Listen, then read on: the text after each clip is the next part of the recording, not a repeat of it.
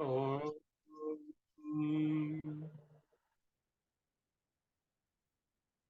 ओम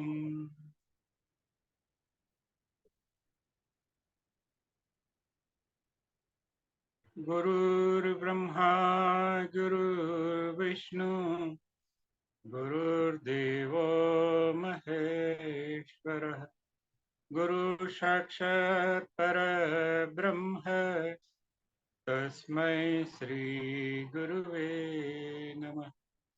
अखण्डमण्डलाकारं व्याप्तं येन चराचरं तत्पदं दर्शितं येन तस्मै श्रीगुरुवे नमः। हरि ओम श्रीगुरुभ्यो नमः। हरि ओम।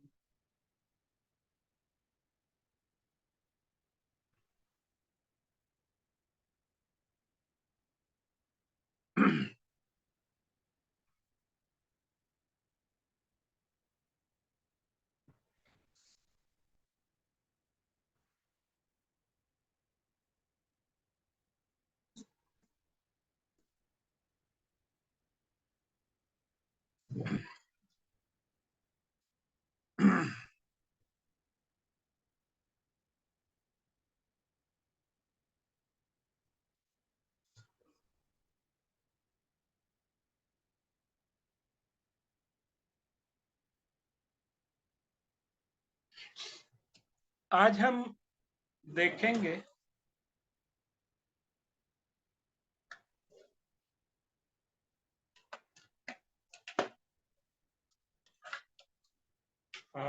मुक्ति के बारे में आगे।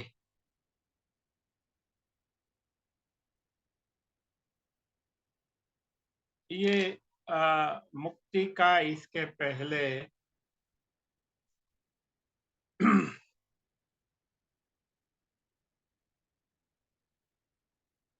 का ऑडियो है, आप देख सकते हैं, सुन सकते हैं।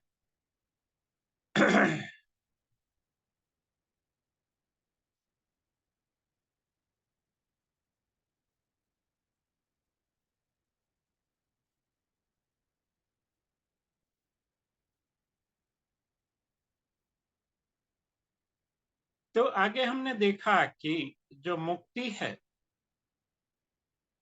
वो शक्ति से ज्यादा मूल्यवान है। आदमी अपनी आर्थिक शक्ति या कोई भी शक्ति, सभी शक्तियां इकट्ठी करके वो मुक्त रहना चाहेगा। और इसके बारे में हमारा जो अगला ऑडियो है वो आप देख सकते हैं।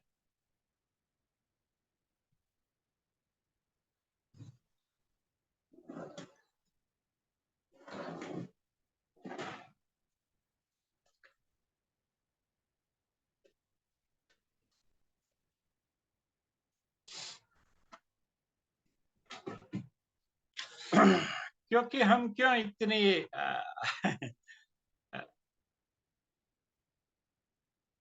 टाइम वेस्ट करें ना, हमारे पास टाइम नहीं है। हम क्यों शक्ति के बारे में जाने, क्यों मुक्ति के बारे में। देखो, अगर आपने शक्ति और मुक्ति के बारे में ठीक से नहीं जाना तो वो कॉस्टली भी हो सकता है। ऐसा नहीं हो है कि होगा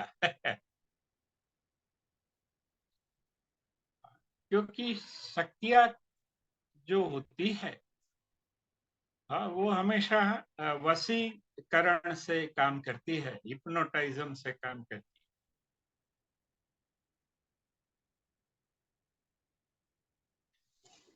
तो इसलिए तो लोग अपनी मुक्ति है उसका जो अभ्यास है वो छोड़ देते हैं और शक्तियों के चक्कर में पड़ जाते हैं।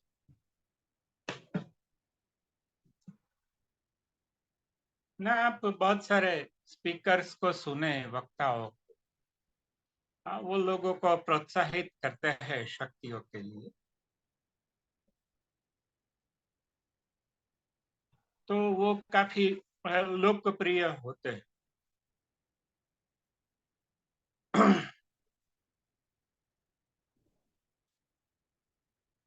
तो शक्तियाँ जो है ना, उसके पीछे जो दौड़ता है,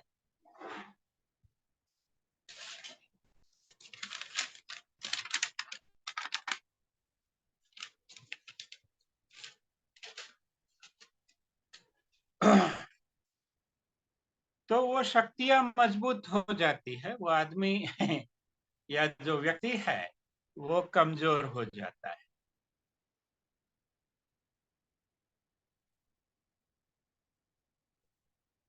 क्योंकि हमने देखा कि शक्तियाँ शाश्वत होती है।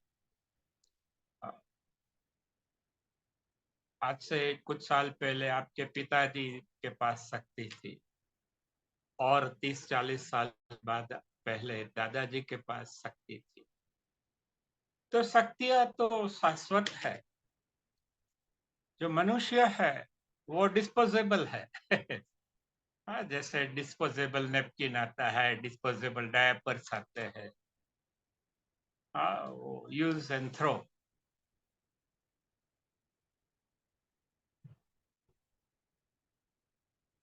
तो जो शक्तियां है, हमने देखा, हाँ,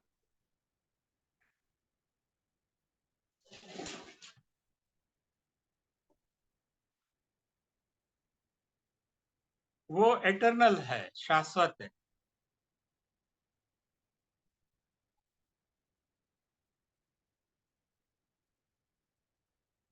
और मनुष्य बदलते रहते हैं। जैसे कि कोई एक मिलकत है तो वो एक शक्ति है आर्थिक। तो आप देखते हैं ना, उसका उत्तरोत्तर दस्तावेज होता है, इसके पहले किसके पास था, उसके पहले के, वो 7 स्टेप तक वो दस्तावेज उसके वो बनते हैं। जैसे ये जमीन थी तो पहले किसके पास थी, उसके पहले किसके पास थी। हाँ, तो वो तो कहीं नजर नहीं आते।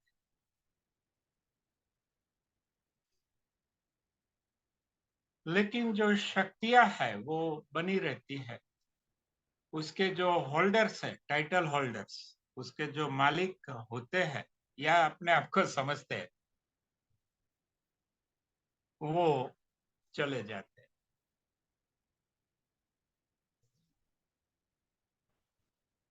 क्योंकि शक्तियां है वो अपने आप को इस तरह से ही मजबूत करती है, वो हर एक को ऐसा देती है, एक अनुभव ऐसा देती है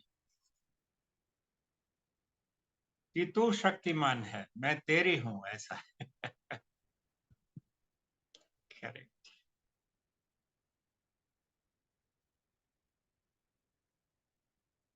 और हर एक आदमी वो शक्ति के साथ शक्ति को बढ़ाया जाता है। और हर एक को लगता भी है, जब तक वो,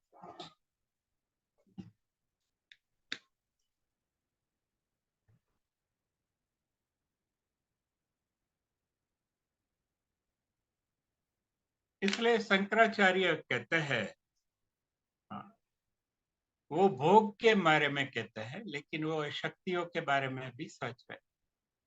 वो बोलता है भोग तो शाश्वत है। देखो, आपके हमारे पिताजी ने भी आम खाया होगा। दादाजी ने भी खाया होगा। तो मजे तो शाश्वत है, हाँ, लेकिन हम मिट्टी में मिल जाते हैं।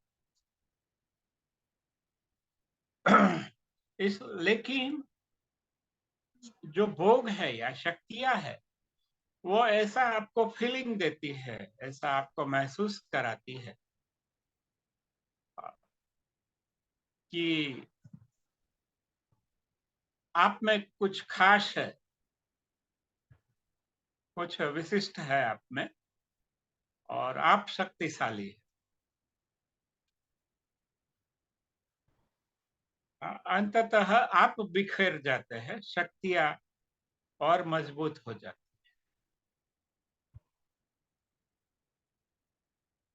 और यही शक्तियां बांधती है। इसलिए शक्ति के बाद हमने मुक्ति का बात किया। जो अननेसेसरी शक्तियां है, जो रिडंडेंट है, एक्सेस है, सरप्लस है, उससे हमें सोच समझ के दूर रहना चाहिए। और जो अपने प्रियजन है उसको उससे दूर रखना चाहिए। वो नाराज हो जाएंगे, हाँ, आपको पसंद नहीं करेंगे, लेकिन शक्तियों से दूर रखना अपने बच्चों को बहुत जरूरी है। जैसे स्टेशन के प्लेटफॉर्म पे हम रेलगाड़ी की राह देखते हैं, तो जैसे ही रेल आती है तो माँ वो बच्चे को पकड़कर पीछे खींच लेती है, क्योंकि बच्चे को शक्तियां अच्छी लगती है, बच्चा रिलेटिवली कमजोर होता है। तो बच्चे को अच्छा नहीं लगता कि मुझे तो ये इंजन दिखना है, ये देखना है, माँ क्यों पीछे करेगी। लेकिन वो जरूरी है, हाँ, माँ है, वो शक्तियों से हमें दूर रखती है। या हमारे जो माता पिता वडील है, शिक्षक है, गुरु, उसका काम, हाँ, अपने बच्चों को, प्रियजनों को, लोगों को शक्तियों से दूर रखने का है।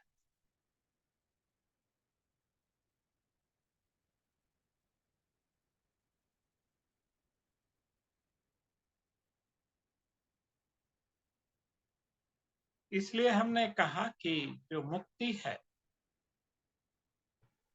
वो जरूरी है, और मुक्ति क्या है वो समझना जरूरी है। तो पहले पार्ट में हमने देखा, आज उसमें ही थोड़ा विस्तृत देखते हैं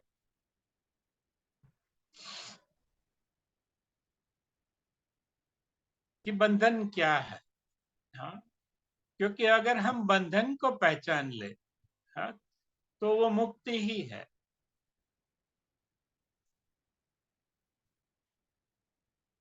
तो हमें तो नहीं लगता, कभी कभी लगता है, थक जाते हैं या निराश हो जाते हैं या हमारा मूड ठीक नहीं रहता तो हमें सब बंधन लगता है। लेकिन आमतौर पे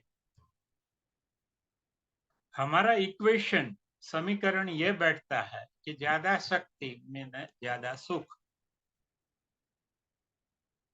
या ज्यादा सुविधा, या ज्यादा मनोरंजन, या ज्यादा सफलता।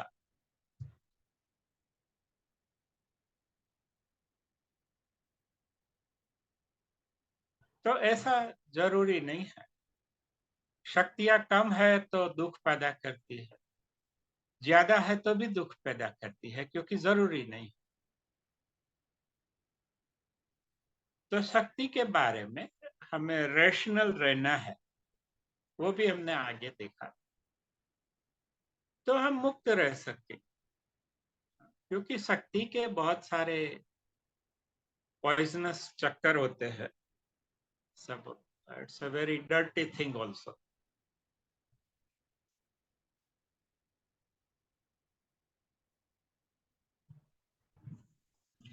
देखो, जितने भी युद्ध हुए, क्रांतियां हुई इतिहास में, या पिछला जो हमारा इतिहास रहा, हम कोई कहते हैं बंदर थे या जो भी थे, तो वो एक मुक्ति की राह है। हमारे पिताजी हमसे ज्यादा बंधन में थे, क्योंकि वो कहीं पे जा नहीं सकते थे ज्यादा, क्योंकि उनके पास साइकिल थी। मेरे वो मुझे मिली थी 24 की साइकिल, जो कराची में 5 रुपए की ली थी।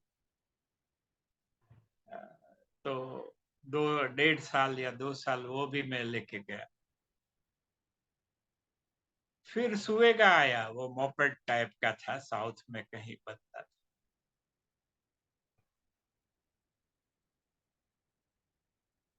तो वो क्या है, एक मुक्ति है कि पैडल नहीं मारने पड़ते, कहीं पे जल्दी पहुंच सकते हैं। फिर उनके वो ले ले, तो मेरे दादाजी के पास तो साइकिल भी नहीं थी। कहीं पे भी जाते थे तो चल कर जाते थे, या ट्रेन में जाते थे। वो ट्रेन भी नई नई होगी, उसके भी अगर पिताजी देख ले जीवनलाल, तो पता नहीं वो तो कैसे करे। तो धीरे धीरे वो मुक्त होते गए कहीं पे जाने के लिए, भले बहुत नहीं लेकिन उनका मन है तो। वैसे अगर हम पीछे जाए, तो लोग मुक्त नहीं थे। अभी तो देखो कहीं जाने की भी जरूरत नहीं है, ये मोबाइल से बात हो जाती, इतने मुक्त हो गए। करेक्ट, यहीं पे क्लास था तो यूरोप में भी लोग बैठे होते, ऑस्ट्रेलिया में भी बैठे होते हैं।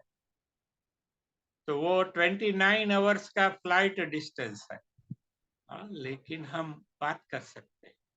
तो टेक्नोलॉजी क्या है, वो हमें मुक्ति की दिशा में ले जा रही है।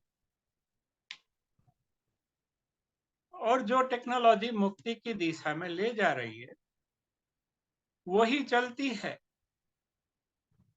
जो टेक्नोलॉजी बंधन पैदा करती है वो क्रमशः अपने आप नष्ट हो जाती है।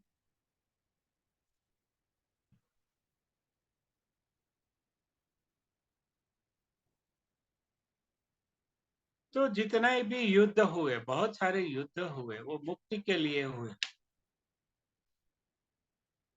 क्योंकि असंख्य लोगों ने वो मर गए उसमें, मुक्ति के लिए। जैसे फ्रांस में क्रांति हुई थी राजाशाही के खिलाफ, तो वो था लिबर्टी, इक्वालिटी और फ्रेटर्निटी। ये तीन शब्द उनको चाहिए थे जो राजाशाही में नहीं थे। लिबर्टी पहला था, वो था मुक्ति। इक्वालिटी में समानता, लेकिन समानता नहीं कह सकते, उसको हम कह सकते हैं समदृष्टि। समान तो कुछ होता नहीं, वो बुक के बीच अच्छा लगता है कि ये समान है, समान कभी कोई दो जुड़वा भाई भी नहीं होते। लेकिन समदृष्टि, न्याय दृष्टि कह सकते हैं, न्याय। तो समानता के बदले हम न्याय शब्द का प्रयोग करें। दोनों में काफी भेद है, वो देखेंगे हम। और फ्रेटर्निटी मीन्स बंधुत्व, जो दूसरा व्यक्ति है वो अपना भाई है या बहन है, और हम सब साथ मिलके एक अच्छा समाज बनाना है, अच्छा विश्व बनाना है। तो ये जो तीन मूल्य है उसके आधार पे हमारे कानून बने हैं, हमारे कॉन्स्टिट्यूशन भी बना है। उसके तीन शब्द है, लिबर्टी, इक्वालिटी और फ्रेटर्निटी। फिर आगे उसमें डेमोक्रेसी जुड़ गया।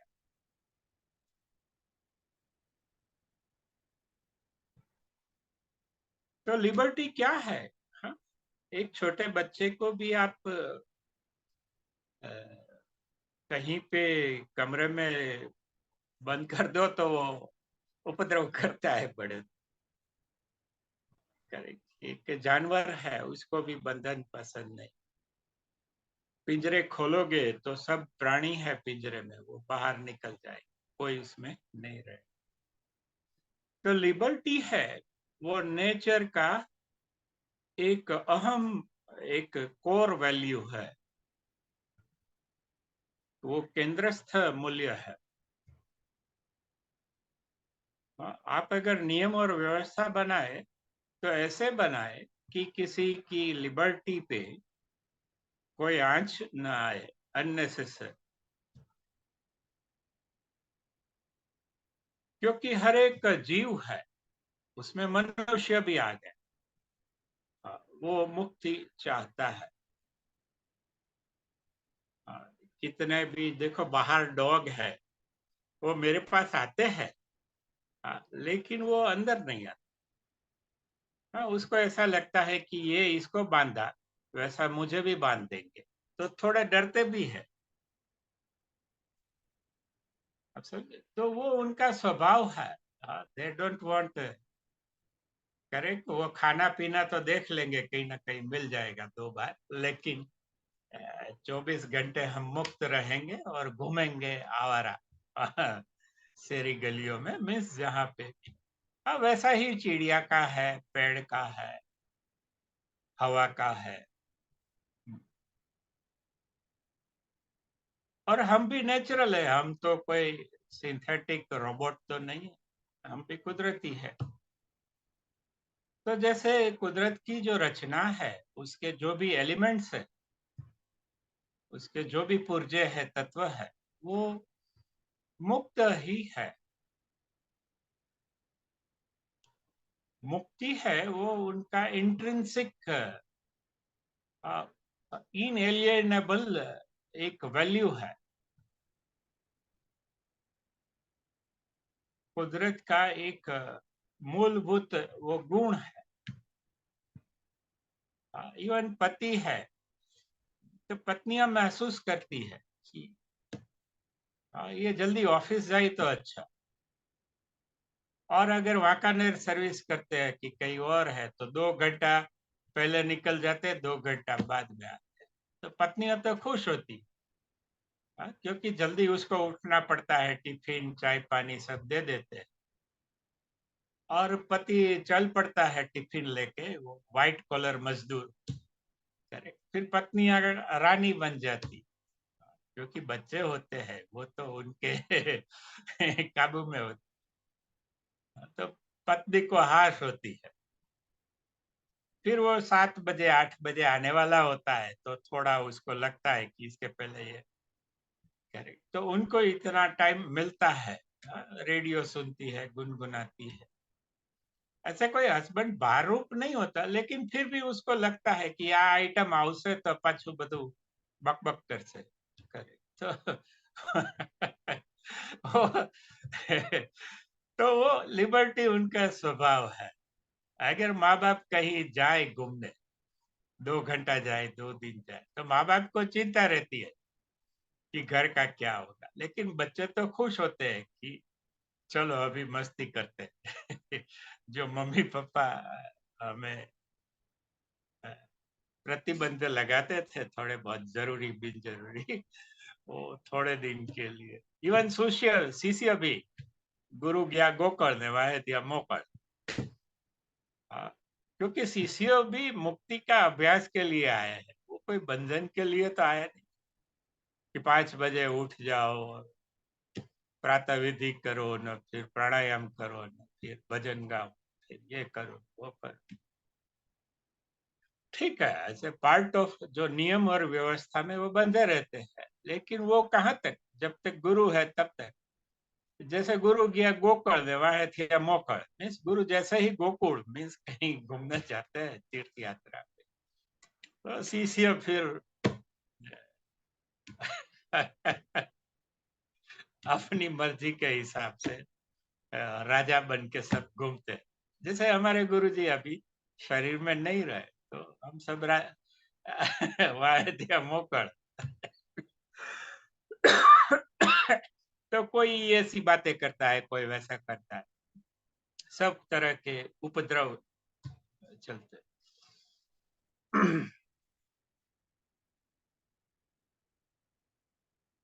तो क्योंकि मुक्ति हमारा स्वभाव है, इसमें कुछ गलत नहीं। इवन जो गुरु थे, वो भी उसके गुरु नहीं रहे होंगे, तभी उसने भी यही फील किया होगा कि चलो अभी मैं गुरु हूँ, थोड़ा साल मुझे भी मुक्ति मिली इससे। तो इसमें कुछ गलत नहीं है, आप समझ। ठीक है, थोड़ा बहुत उपद्रव होता है, झगड़े होते, लेकिन वो स्वाभाविक है, वो नेचर का ही एक पहलू है। मुक्ति है ना, एक अव्यवस्था लाती है हमेशा, और बंधन हमेशा व्यवस्था लाती है। और यही दलील गांधी जी के सामने अंग्रेजों ने चलाई थी। हर बार वो कहते थे कि हमारा जो यहाँ राज्य है वो सुराज्य है, मीन्स यहाँ कानून है, ये है, और बात भी सही थी। उनका डर मान लो जो भी था, वो सुराज्य था, ऐसा उनका दावा था। तो गांधी जी ने उसको नहीं किया, तो वो हमेशा बोलते थे कि सुराज्य कभी स्वराज्य का विकल्प नहीं बन सकता। हाँ, व्यवस्था नियम कितने भी अच्छे हो, सुराज्य हो, मीन्स नियम और व्यवस्था अच्छी तरह हो, लेकिन वो स्वराज्य नहीं है। स्वराज्य मीन्स हर एक को लगना चाहिए कि ये मेरा भी राज्य है, मैं कोई इसका कोई निर्जीव पुर्जा नहीं हूँ। इसलिए जो लोग स्वराज्य में जाते हैं वो स्वराज्य को तकलीफ कर देते हैं, और जो लोग स्वराज्य में जाते हैं वहां सुराज्य नहीं रहता।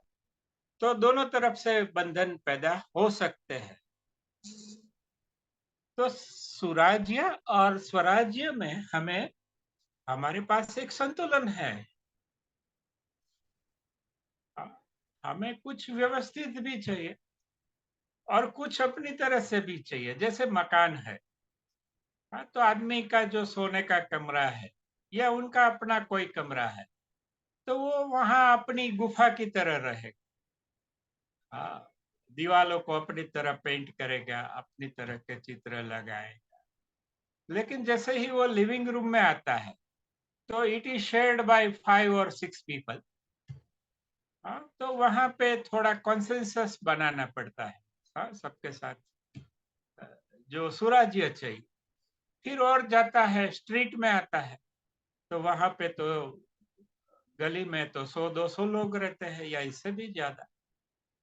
तो उनके साथ एक समझौता बना के चलना। और जैसे जैसे ही आप बड़ी भीड़ के साथ जुड़ते हैं, हाँ, तो आपको सुराज्य चाहिए। और जैसे जैसे आप अपने कमरे की तरफ बढ़ते हैं, तो स्वराज्य आता है। यहाँ देखो, कुछ भी मैं फेंक देता हूँ कभी कभी, कभी वो यहाँ पड़ा है, कभी तो यहाँ चलता है। वो क्या है, एक वाइफ है, वो बोलती है कभी कभी। लेकिन यहाँ अगर मैं अकेला ही रहता और वाइफ का भी कमरा अलग होता, तो वो वहां पे भी वो फेंकम फेंक चलती चीजों की। हाँ, तो बाहर से वो अव्यवस्था लगती है, लेकिन हर एक आदमी को अपना कमरा प्यारा लगता है। हाँ, ये दुनिया में अनगिनत कमरे हैं, अनगिनत, हाँ, इससे भी अच्छे वाले होंगे बहुत सारे। लेकिन आदमी अपने कमरे में आता है, अपने घर में आता है तो हास होता है, फिर अपने कमरे में आता है तो वहां तो वो थोड़ा बहुत संपूर्णतया वो राजा जैसा होता है, लूज कपड़े पहनता है आराम से, जैसे ये कमरा है। करेक्ट, तो यहाँ मुझे कोई फिट वो पहनना नहीं पड़ता, ये नहीं है। तो सुराज्य भी मुक्ति के खिलाफ हो सकता है, जैसा कि 200 साल हुए, या यूरोपियनों ने 500 सालों में 180 देशों पे हमले किए, राज्य किए। तो उनका वही था कि वी आर बेटर, हाँ, हम अच्छे हैं और हमारी नियम और व्यवस्था अच्छी है।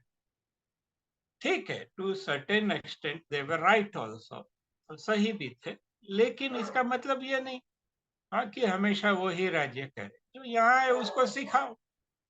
पहले तो उसके आस में आप सत्ता देंगे तो वो बंदर बाट करेंगे सब, हुआ भी। लेकिन धीरे धीरे वो सीखेंगे कि ये जो सत्ता है वो शक्ति है, और शक्ति का हमें संतुलित उपयोग करना है, नहीं करना ऐसा भी नहीं है, ज्यादा करना ऐसा भी नहीं है। There is a certain fine balance जो व्यक्ति के भीतर जितना विवेक सुदृढ़ होता है, हाँ, वैसे वैसे उसके अंदर एक संतुलन आता है, सब में आता है। बाप मर जाता है तो बेटे संभाल लेते, फिर वो बेटे भी बड़े होके मर जाएंगे तो उसके बेटे भी संभाल लेंगे। थोड़ा 19-20 होता है, लेकिन बाय एंड लार्ज आप देखो हजारों साल से यही तो क्रम है, तो वो चलता रहता है।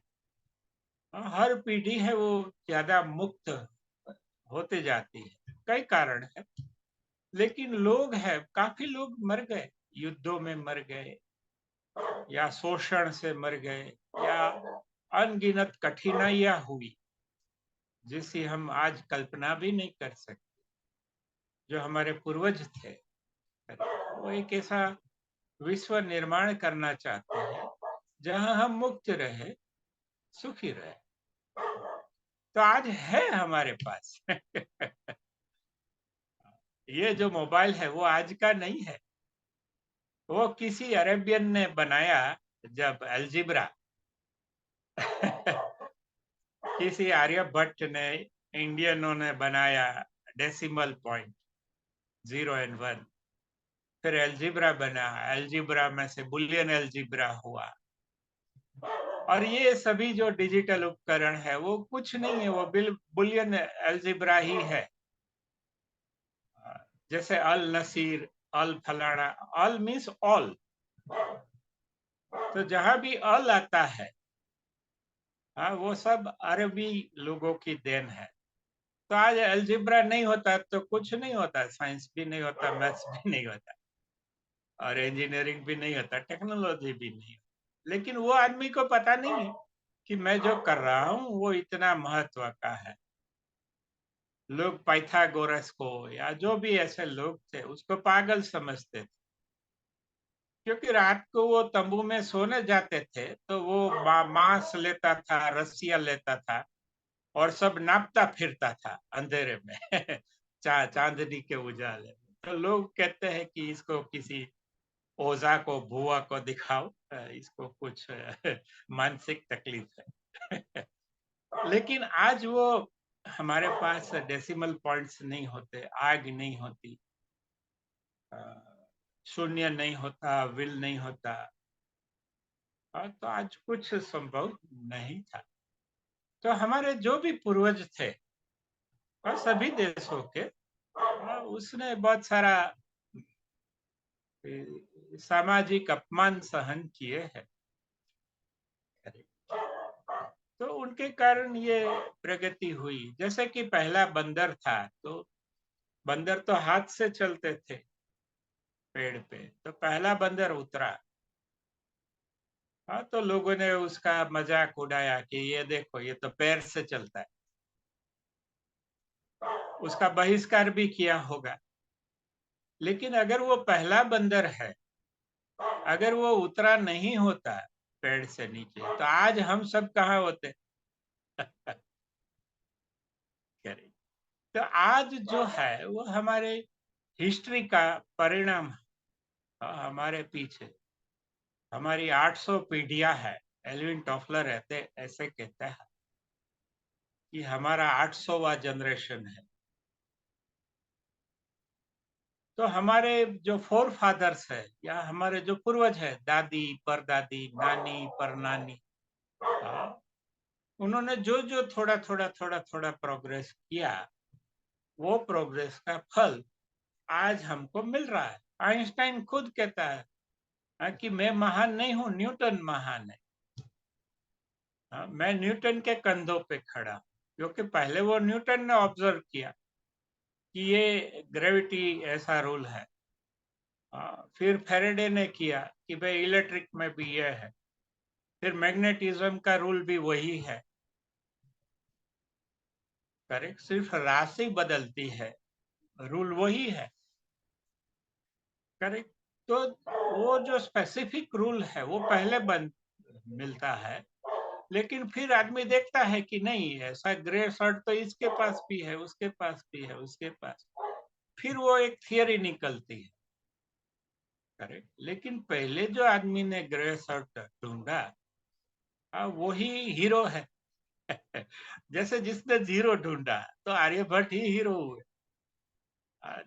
फिर जिसने दशांश पद्धति जो डेसिमल सिस्टम है वो भारत के लोगों ने, तो वो हीरो है। फिर अलजीब्रा है वो अरब ने ढूंढा तो वो हीरो।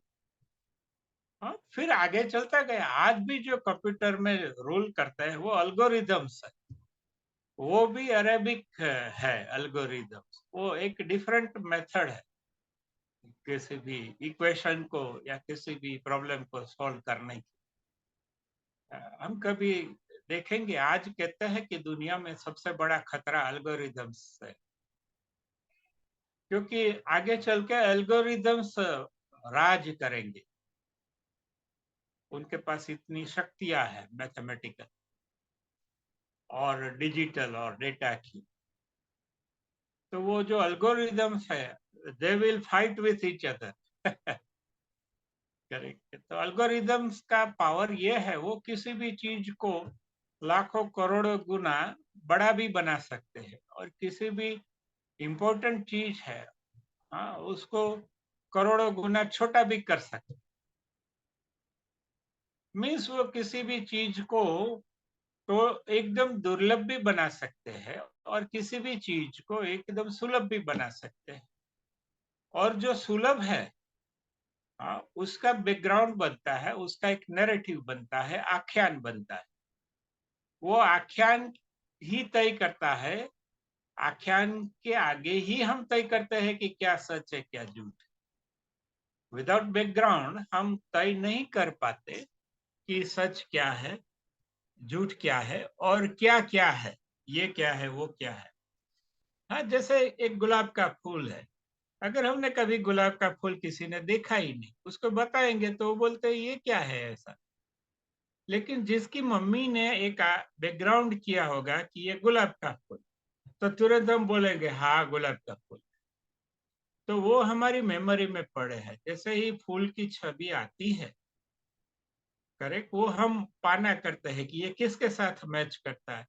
तो हम देखते हैं कि ये फूल है। फिर देखते हैं हाँ ये फूल में हमें कौन सा डेटा है हमारे पास, ये गुलाब है, ये मोगरा है। फिर देखते हैं कि ये गुलाब के साथ मैच करता है। अगर तय नहीं कर पाते तो हम कैसे गुलाब जेऊ के लागे है, ऐसा कुछ दिखता है। हाँ, अगर हमने उससे थोड़ा डिफरेंट है। इसलिए हम क्या करते हैं, हमारे अंदर जो लाइब्रेरी है, वो लाइब्रेरी में डेटा पड़ा है, उसके साथ जो मैच होता है वही हम सच मानते हैं। अगर जैसे बचपन में मुझे किसी ने कहा कि ये गुलाब का फूल नहीं है, ये कमल है, हाँ, तो मेरे लाइब्रेरी में तो वो कमल है, इसलिए कोई दिखाएगा तो मैं कहूंगा कमल, और बाकी के सब लोग मेरा मजाक उड़ाएंगे। करेक्ट, कि इसको कुछ पता आता पता नहीं। हाँ। तो असल में क्या करते हैं, जो डेटा हमारे भीतर है उससे जो मेल खाता है उसे ही हम सत्य मानते हैं। उससे जो मेल नहीं खाता और जो सत्य है उसे हम सत्य नहीं मानते। इसलिए सत्य या असत्य वो हम तय नहीं करते। हमारे भीतर जो नैरेटिव बनाया गया है हमारे माता ने, पिता ने, हमारे जो संस्कार है, हमारे मित्र है, अनुभवी है, लोग हैं, हमारे खुद के अनुभव है, वो आधार पे हम तय करते हैं। अगर उससे मिल नहीं खाते, सपोज मैं अभी कुछ कह रहा हूँ, वो आपके उसमें मेल नहीं खाता, तो आप कहेंगे छोड़ो ना, गाने सुनो या कुछ और संगीत सुनो, बकवास है कर।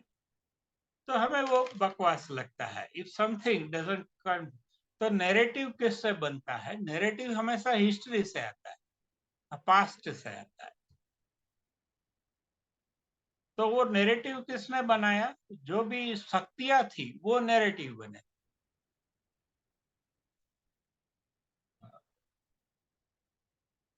जो भी शक्तियां है उसका काम नैरेटिव बनाने का है। जैसे हिस्टोरियन है, तो राजा है, वो हिस्ट्री लिखने वाले को तनख्वाह देता था। हाँ, हर महीने तनख्वाह आता था उससे। वो हिस्टोरियन है, उसके कवि लोग हैं, पंडित लोग हैं, उसको पैसा मिलता था। अभी वो राजा उसका अन्नदाता है, तो वो राजा के बारे में सब बढ़ा चढ़ा के अच्छा अच्छा ही लिखेंगे। क्योंकि अगर कुछ ऐसा सच लिख दिया और राजा को पता चल ही जाता है, तो फिर बीवी बच्चों का क्या होगा? तो फिर वही इतिहास है, वही इतिहास हमें पढ़ाया जाता है।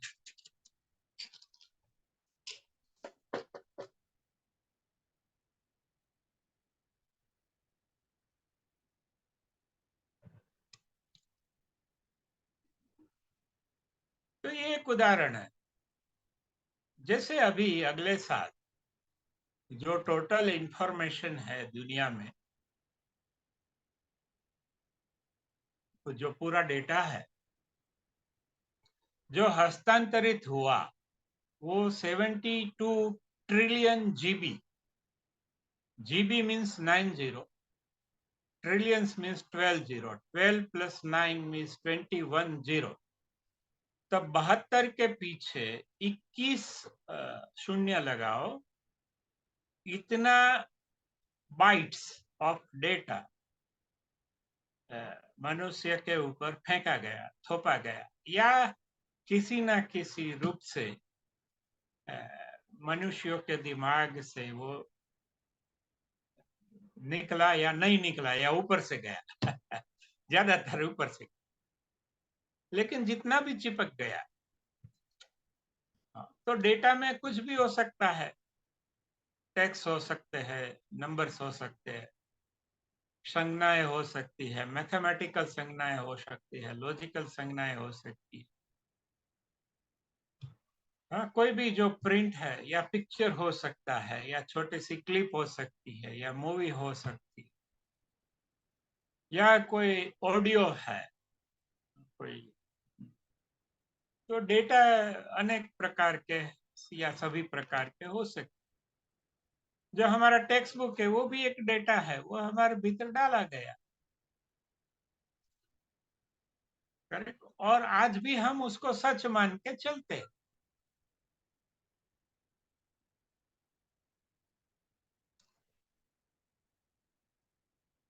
करेक्ट। इसलिए कोई है जो उससे थोड़ा विपरीत है, उल्टा है, अलग है, अगर वैसा कोई डेटा आता है तो हमें अच्छा नहीं लगता।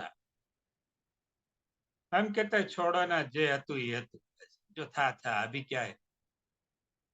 लेकिन ऐसा नहीं है। सत्य और असत्य का निर्णय हम हमारे जो पिछले जो हमारा नैरेटिव क्रिएट हुआ है हिस्ट्री से, या हमारी शिक्षा से, या हमारे माँ बाप के संस्कारों से, या हमारे दोस्तों से, पड़ोसियों से, जो भी लोग या परिस्थितियों से हम गुजरे, उसके परिणाम स्वरूप एक नैरेटिव बना। तो फिर हम ऐसा ही डेटा लेंगे जो वो नैरेटिव को सपोर्ट करता है। हर रोज हम क्या करते हैं, हमारे भीतर जो नैरेटिव है उसको जो मजबूत बनाता है, वो डेटा हम ले लेते हैं। और वो नैरेटिव में जो फिट नहीं बैठता, या उससे उल्टा है, विपरीत है, अलग है, तो हम उसको इग्नोर कर देते हैं कि नहीं नहीं, ये मुझे तो ऐसा नहीं लगता।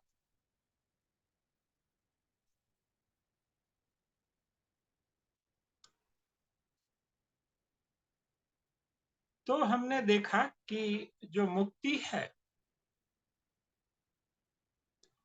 बात उसकी चल रही है। तो ये जो नैरेटिव से मुक्त होना है, असल में ध्यान क्या है, जो नैरेटिव्स है उसका थॉट्स बनता है, और थॉट्स चला जाता है। आप उसको पकड़ो नहीं तो नैरेटिव तो है नहीं, वो चला जाएगा आपको छोड़। तो आप उसको पकड़ते नहीं हो, जाने देते हो, तो आप नैरेटिव से मुक्त होते जाते हैं। तो इसके दुष्प्रभाव भी होते हैं क्योंकि आप नैरेटिव से चलोगे तो लाभ मिलेगा, लोकप्रियता मिलेगी, अनुमोदन मिलेगा, अवार्ड्स मिलेगा, सम्मान मिलेगा, या बहुत सारे लाभ जो संसार में लौकिक सामाजिक लाभ होते हैं सांसारिक वो मिलेंगे। लेकिन आप वो नैरेटिव को साइड में रख देते हैं। हाँ, तो दुनिया के लिए आप काफी डेंजरस है। आप है नहीं, लेकिन दुनिया मानती है कि ये खतरनाक आदमी।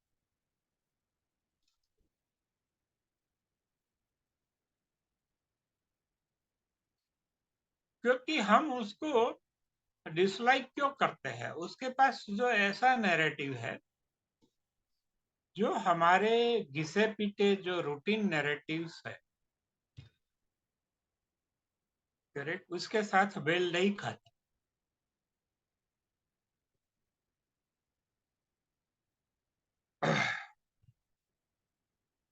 तो ऐसे किस्सों में हमें क्या चाहिए? एक ओपन माइंड चाहिए। आप सब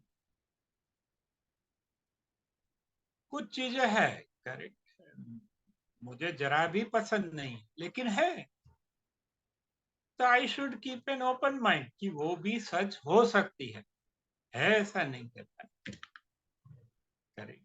कुछ चीजें मेरे नैरेटिव में फिट नहीं बैठती, मेरे आयोजन में, मेरी स्ट्रेटेजी में, मेरे जो लक्ष्य है उसमें, तो वो कोई असत्य है या घटिया है ऐसा कुछ नहीं है।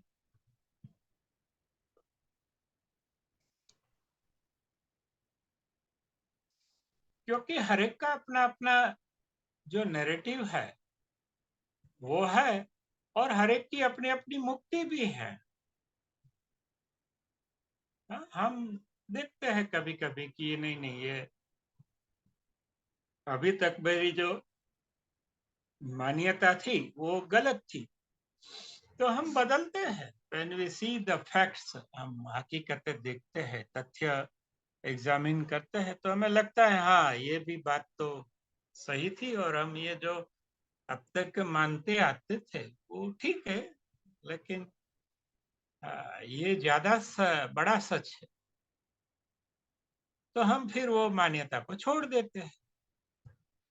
और सच में ऐसा होता है कि ये जो दुनिया में जो अ, संघर्ष चलता है, उपद्रव, वो सत्य और असत्य के बीच नहीं है।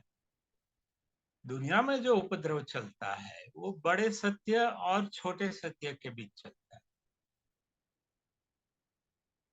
हाँ, मनुष्य क्या है, वो छोटे सच पकड़ लेता है, जैसे कि भाई हमें रो फूड खाना है।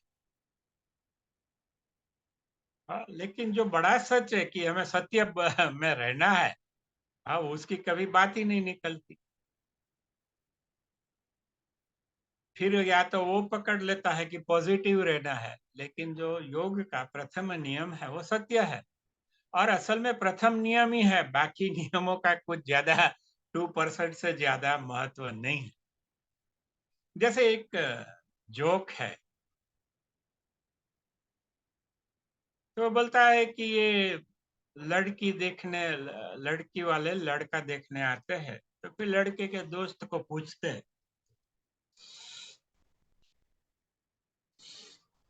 कि, या वो लड़के को ही पूछते हैं कि आप जुआ खेलते हैं? तो कि नहीं।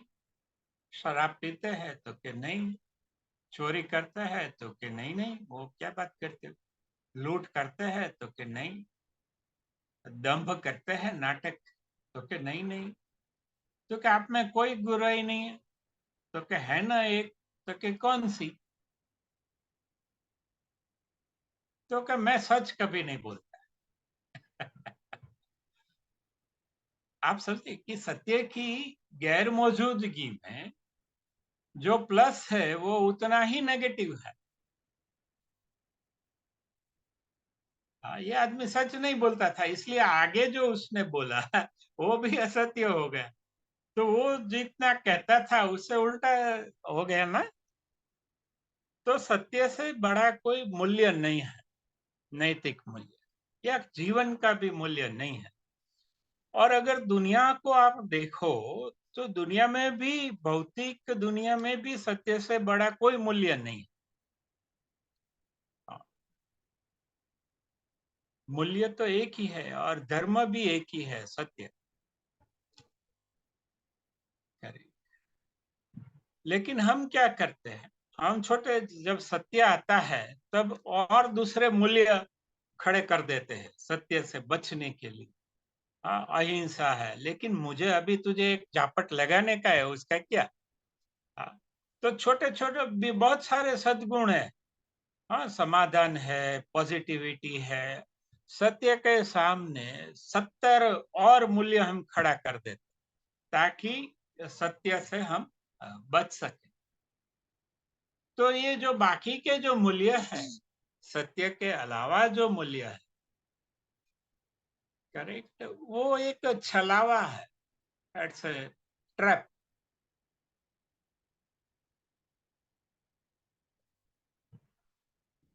तो मुक्ति क्या है? वो सत्य है। आप सुन, सत्य और मुक्ति और शक्ति ये जुड़े हुए है तीनों।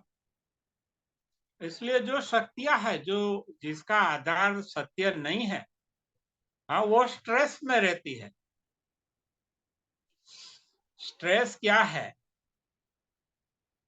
हाँ, क्या होना चाहिए और क्या है, उसका जो तफावत है दोनों में, जो डिसोनेंस है, हार्मनी का जो अभाव है, वही तो स्ट्रेस है। और सभी जो हमारे रोग है, मानसिक है, बौद्धिक है, शारीरिक है, सामाजिक है, आर्थिक है, जितने भी रोग है करेक्ट, वो कहाँ से आते हैं? स्ट्रेस से आते हैं। क्योंकि है कुछ और होना चाहिए कुछ और। तो आदमी क्या है, जो है उसको वो जैसा होना चाहिए वैसा बनाने में उसका पूरा जीवन निकल जाता है। ये हम हमारी तालीम में बराबर समझाते हैं कि ऐसा कभी होता नहीं। इनिशिएशन के अगले दिन हम सिखाते हैं, पहले तो जो है उसका स्वीकार करो, फिर कल कुछ और होगा तो उसका स्वीकार करो। तो we keep an open mind. जैसे झरना है वो बहता है, हाँ, तो वो एकदम सुंदर है, नैसर्गिक है, हाँ, स्ट्रेस फ्री है। लेकिन किसी पंप से आप किसी गैरेज में पानी छिड़को तो वो पानी तो स्ट्रेस में है। हाँ, क्योंकि आपने पंप से उसको इतना दबाया है और दिशा दी है। तो वो पानी नैसर्गिक नहीं है, है तो पानी ही, लेकिन वो अपनी नैसर्गिक स्थिति में वो दबाव से छूटेगा फिर आएगा।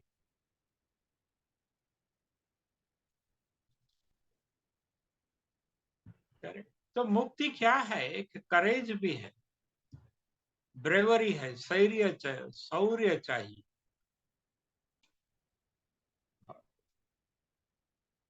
क्योंकि हमारा इमेज बर्बाद हो जाएगा सत्य के साथ। या तो सत्य रहेगा, या तो हमारा जो इमेज है दुनिया के सामने या इवन खुद के सामने हमारी छवि रहती, वो भी धूल में मिल जाए क्योंकि सत्य है वो एक विस्फोट है, वो आपका चूर्ण बना देगा। तो किसी को चूर्ण तो बनना नहीं है एटलीस्ट अभी नहीं तो जो मुक्ति है, हाँ, ये इसके कहते हैं कि करेज चाहिए। और जो मुक्ति का आप यूज नहीं करते, हाँ, तो वो मुक्ति फिर मुक्ति रहती नहीं। हाँ, तो अगर मुक्ति और फ्रीडम अलग है, लेकिन अभी हम दोनों सेम मान के चले, तो क्या है? जो आदमी अपना फ्रीडम एक्सरसाइज कर रहा है, हाँ, वो औरों को भी प्रेरित कर रहा है। हाँ, अपनी करेज से, हिम्मत से, अपने शौर्य से, अपने लेट गो से। क्योंकि लेट गो तो आपको सत्य की दुनिया में करना पड़ेगा। समाधान की दुनिया में आप जाएंगे तो आप दुनिया की नजर में बड़ा सा बड़ा, बड़ा सा बड़ा, बड़ा सा बड़ा बनते जाएंगे। हाँ, लेकिन वो आप नहीं होगे, आपकी इमेज बड़ी होगी। आप जिंदा नहीं होगे, लेकिन आपकी एक जो प्रतिमा है, सामाजिक छवि है, सामाजिक मोहरा है, वो बड़ा होगा और आपको फीलिंग देगा कि मैं बड़ा हूं। दोनों चीजें अलग है। तो आप तो मर जाएंगे, लेकिन आपका नाम, दाम और काम रह जाए।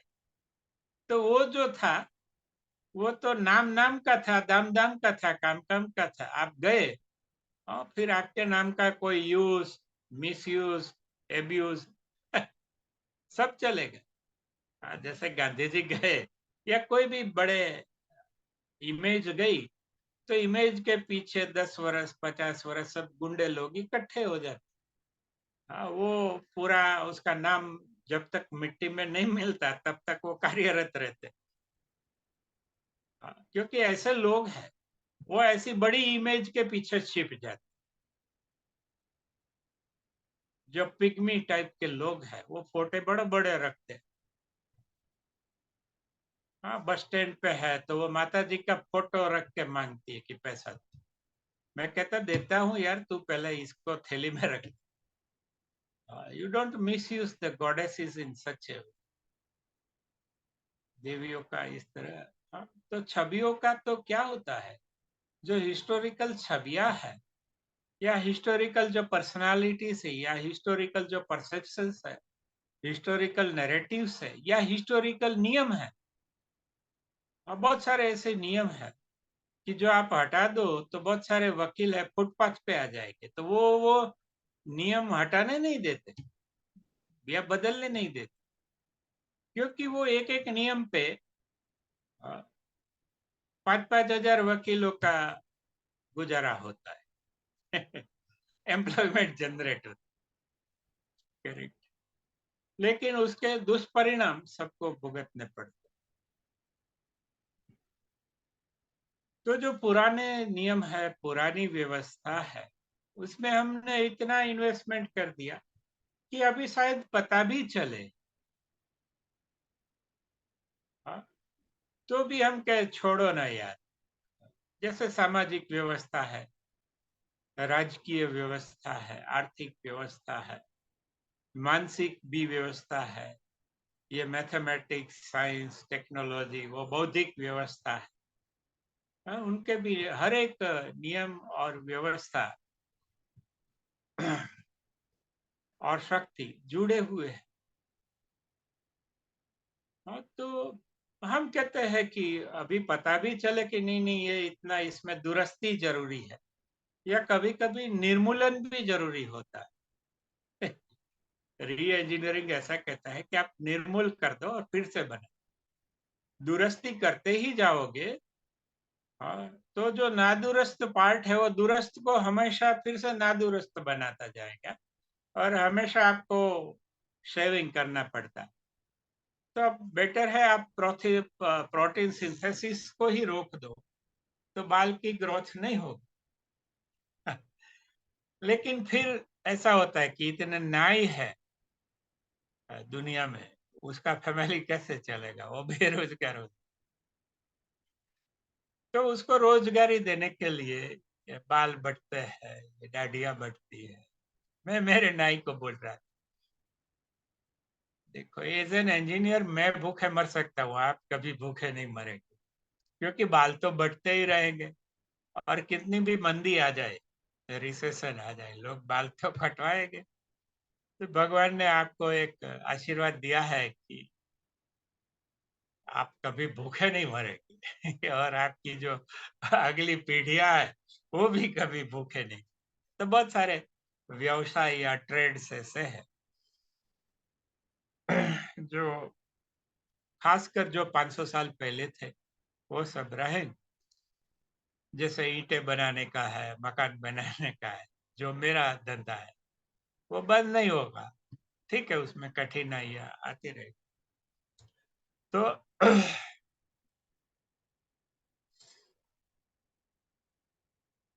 बात चल रही है मुक्ति की। तो हमने कहा कि नियम और व्यवस्था हम बनाते हैं, ताकि हम मुक्त रह सकें। फिर वही नियम और व्यवस्था है, उसमें हम फंस के हम गुलामी निर्माण कर लेते, अपने लिए भी करते हैं, दूसरों के लिए। जैसे हम मान लो एक छोटा सा वो नियम बनाते हैं कि मैं 6 बजे उठ जाऊंगा, 5:45। लेकिन आगे कभी कोई क्लास है, आपका कुछ चल रहा है, आप कहीं पे गए या कोई कारण से सोने में देर हो, तो वही नियम और वही व्यवस्था हमें अच्छा नहीं लगता दूसरे। उसके कारण अगर दूसरा सारा दिन बिगड़ता है, तो इससे अच्छा है कि 2 कलाक आप ज़्यादा सो लो, तो बाकी के जो दिन के जो कलाक है वो बचेंगे। तो आप अपना जो नींद है वो पूरा करके उठो। अभी तो बहुत सारे एक्सपर्ट्स कह रहे हैं कि शायद दूसरे दिन 10 बजे से पहले नहीं उठना चाहिए किसी को। तो सब लोग उसके खिलाफ हो गए कि ऋषि मुनि तो ऐसा कहते थे, लेकिन ऋषि मुनि सूर्यास्त पे सो जाते थे 7 बजे। आप 12 बजे सोते हो, तो वहां आप ऋषि मुनि का पालन नहीं करते। इसलिए ऋषि मुनि, अभी देखा मैंने, आज का जो सूर्यास्त का टाइम था 7:01। अगर मैं ऋषि होता तो सो गया होता। लेकिन ये चलेगा शायद 10, 11, 11:30 और सोते सोते कभी 12 भी बज जाए, तो 5 कलाक मेरी नींद कम हो गई। तो अभी मैं कल सुबह का मैं फिर ऋषि की बात करूं, तो मेरा स्लीप डिस्टर्ब होगा, तो मेरा ब्रेन डिस्टर्ब होगा, मेरा पिट्यूटरी ग्लैंड काम नहीं करेगा, उसमें से जो 4 मास्टर केमिकल्स निकलते हैं जो पूरे शरीर को चलाते हैं, हॉर्मोन्स को, वो कोई भी नहीं निकलेगा। तो पूरा मेरा दिन है वो सुस्ती में और इनएफिशिएंसी में चला जाएगा, जीवंत नहीं रहूं। इससे अच्छा है कि मैं 2 घंटा लेट उठूं, ताकि जो 2 घंटे ही बिगड़े। तो आज हम देखते हैं कि नींद की काफी कमी है, ये यही कारण है। नींद की कमी है तो आपका दिमाग से ठीक से नहीं चलता, तो जो 4 मास्टर हॉर्मोन्स है, डोपामाइन और सेरोटोनिन और ऑक्सीटोसिन, वो ही नहीं बनते। वो नहीं बनते तो हजारों केमिकल्स चाहिए शरीर में, वो नहीं बनते या कम बनते, या अलग तरह से कुछ और बनता है, तो उसके कारण शरीर में हजारों प्रॉब्लम होते हैं। इसलिए तो हमारे पास हजारों केमिकल्स है। वो प्रॉब्लम के जो सिम्टम्स है, उसकी जो असर है, उससे वो प्रॉब्लम सॉल्व नहीं करते, वो सिम्टम्स को दूर करते थे। जैसे हम चाय पीते हैं, क्यों? क्योंकि हमने पूरा नींद नहीं लिया, इसलिए नींद आती, तो चाय पीते रहते, इससे फिर एसिडिटी हो जाती, एसिडिटी के कारण पाचन ठीक से नहीं होता, तो विष बनते हैं, इससे और अनेक विष से अनेक दुविधा होती। तो स्ट्रेस आता है तो उसको रिलीव करने के लिए हम खा लेते, तो ज्यादा खा लेते हैं तो हमारा इंसुलिन उसको पकड़ नहीं सकता, तो हमें डायबिटीज हो जाता है ओवर ईटिंग से, अंडर ईटिंग से सब अल्सर और वो सब पेट की गड़बड़ चालू। तो ये तो एक छोटा सा उदाहरण है, इससे असंख्य जो बीमारियां है वो बनती है।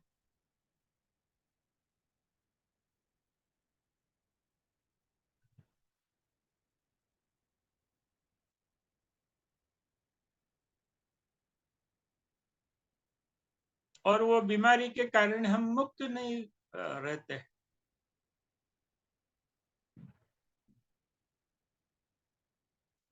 तो हमने देखा कि ये जो मुक्ति है वो मल्टी डायमेंशनल चीज है, उसके बहुत सारे डायमेंशंस है तो एक ही, लेकिन उसके बहुत सारे परिमाण और परिणाम दोनों है, रिजल्ट्स एंड डायमेंशन। कोई व्यक्ति है शारीरिक तरह से मुक्त है तो मानसिक तरह से बंधा है, कोई मानसिक तरह से मुक्त है तो शारीरिक तरह से बंधा है, कोई दोनों तरफ से मुक्त है तो वो बौद्धिक तरह से बंधा है। रेशनैलिटी वो रेशनल नहीं है, इसलिए वो तो बड़ा फंसता है।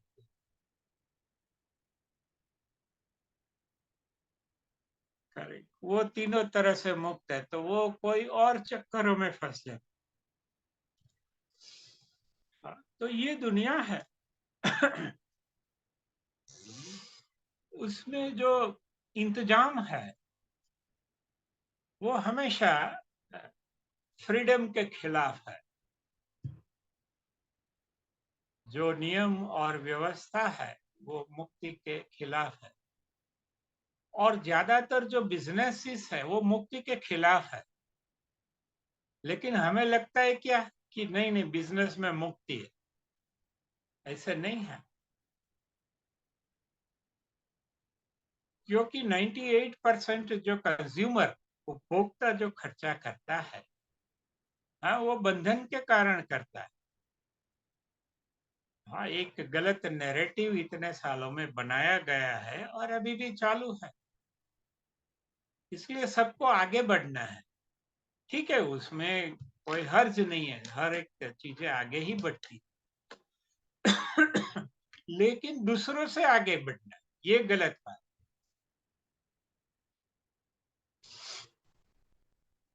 हर कोई सोचता है कि मैं आगे बढ़ जाऊं। हाँ, प्यून सोचता है मैं क्लर्क बन जाऊं, क्लर्क है उसको सीनियर क्लर्क बन जाओ। हमें तो आगे बढ़ना है तो कोई रोकता नहीं, लेकिन आगे बढ़ने से हमें मजा नहीं आता। वो जो किक मिलता है ना, नशा करते हैं उसको कैसे ऐसे अफीम से किक मिलता है, हमें किक तभी मिलता है जब हम दूसरों से आगे निकल। हाँ, देखा, इसको पीछे छोड़ दी, उससे मैं आगे निकल। ये जो किक है, हमारे ईगो को किक चाहिए। हर जगह ईगो को किक चाहिए, कई जगह छोटी चाहिए, कई जगह बड़ी चाहिए। इसलिए हम क्या कहते हैं करते हैं, हम ऐसे स्वयं में सबसे बड़ी किक लगा देते हैं कि भाई जो भी है तू ही है। करेक्ट है। इसलिए या तो फिर वो पूरा भ्रम में चला जाता है, या तो भ्रम में चला जाता है।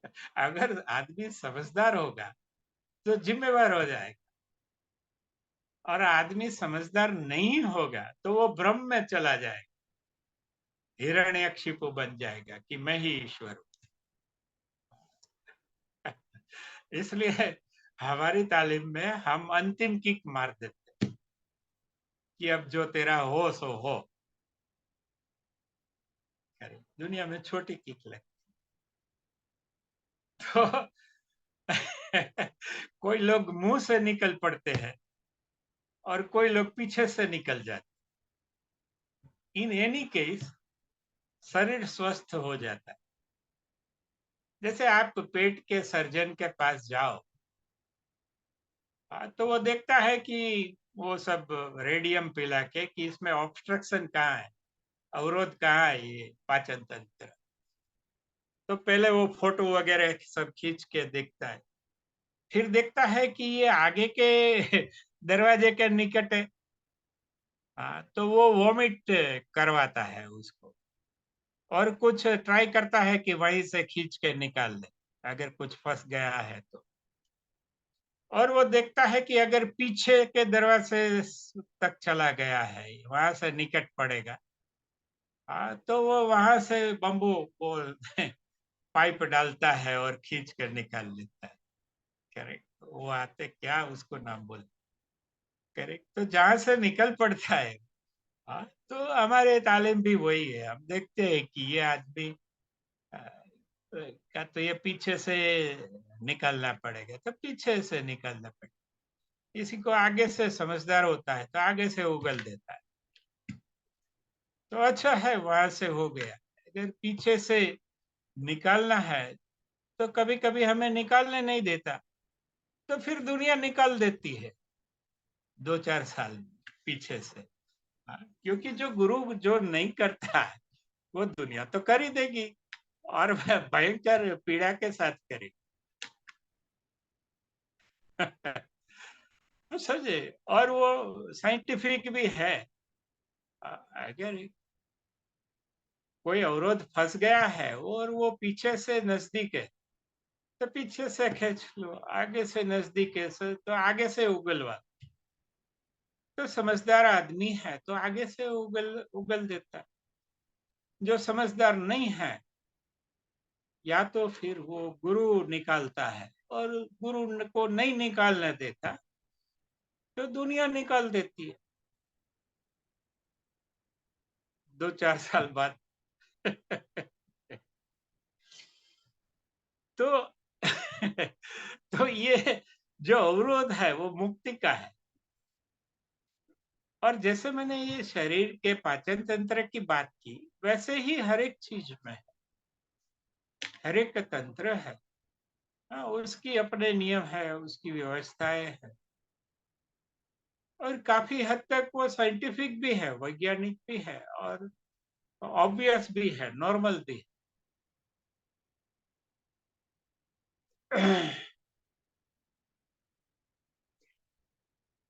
तो लोग ये नहीं कहते कि प्लम्बर को क्यों बुलाना, इलेक्ट्रिशियन को क्यों बुलाना, डॉक्टर को क्यों बुलाना, वैद्य जी को क्यों बुलाना, नर्स को क्यों बुलाना, केयरटेकर को, वो प्रश्न नहीं कहते। लेकिन जब गुरु की बात आती है, शिक्षक की बात आती है, तो कहते गुरु की क्या जरूरत है। मैं भी था एक जमाने में ऐसा, शायद बिफोर 80s। करेक्ट। लेकिन आप गहने बनवाने हैं तो आप कुंभार के पास क्यों नहीं जाते?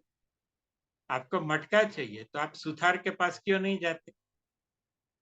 हाँ, वो नहीं जाते। करेक्ट। लेकिन जहां पे आपको सीखना है, समझना है, तो एटलीस्ट तुम सीख लो, समझ लो, तब तक तो उसको थोड़ा संभाल के रखना पड़ता है। थोड़ा बहुत गलत तो गलत, सलाम ठोकना है। अगर पाइप लीक रहा है तो हम फिर प्लम्बर से झगड़ा नहीं करते जब तक पाइप का लीकेज बंद ना हो।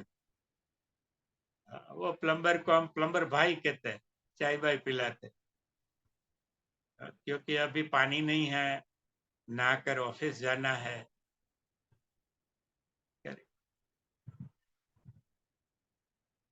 तो इसलिए आपको गुरु की तालीम की आवश्यकता है। फिर आप सीख लो, फिर दूसरे शिक्षक के पास जाओ, तीसरे के पास जाओ, चौथे के पास जाओ, गुरु के पास जाओ, शिक्षक के पास जाओ। और पत्नी से बड़ा भी कोई शिक्षक नहीं है। तो उसके पास से बताओ मत, लेकिन सीखते रहो।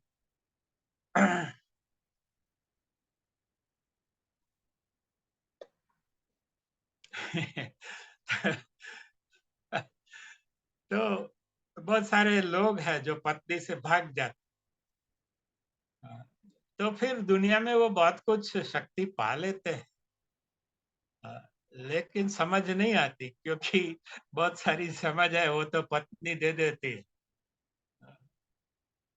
करेक्ट। जो हवा निकालनी है वो पत्नी निकाल देती है। जब जब मैं कुछ समझता हूँ कि मैं ऐसा हूँ ना, ऐसा हूँ ना, तब वो पत्नी है वो बोलती है कि ये कुकरनी सीटी गण जो नावा जाओ। तो फिर मेरी हवा निकल जाती। फिर से मैं नोबडी बन जाता हूँ। देखो, मैं समझता हूँ कि मैं इंजीनियर हूँ ना, विद्वान हूँ ना, फिलोसोफर हूँ ना, ये हूँ ना, वो हूँ ना, और यहाँ मुझे कुकर की सीटी गिनने को बिठा दिया। तो मुझे मेरा वास्तविक मूल्य पता चल जाता है। और ये पत्नियां ही समझा सकती, और कोई नहीं समझा सकती, क्योंकि उसने आपकी इतनी सेवा की है। फैमिली की, आपके बच्चों की। हाँ, तो वही आपको शिक्षा दे सकती है। कोई और वो आपको बोलेगा कि यहाँ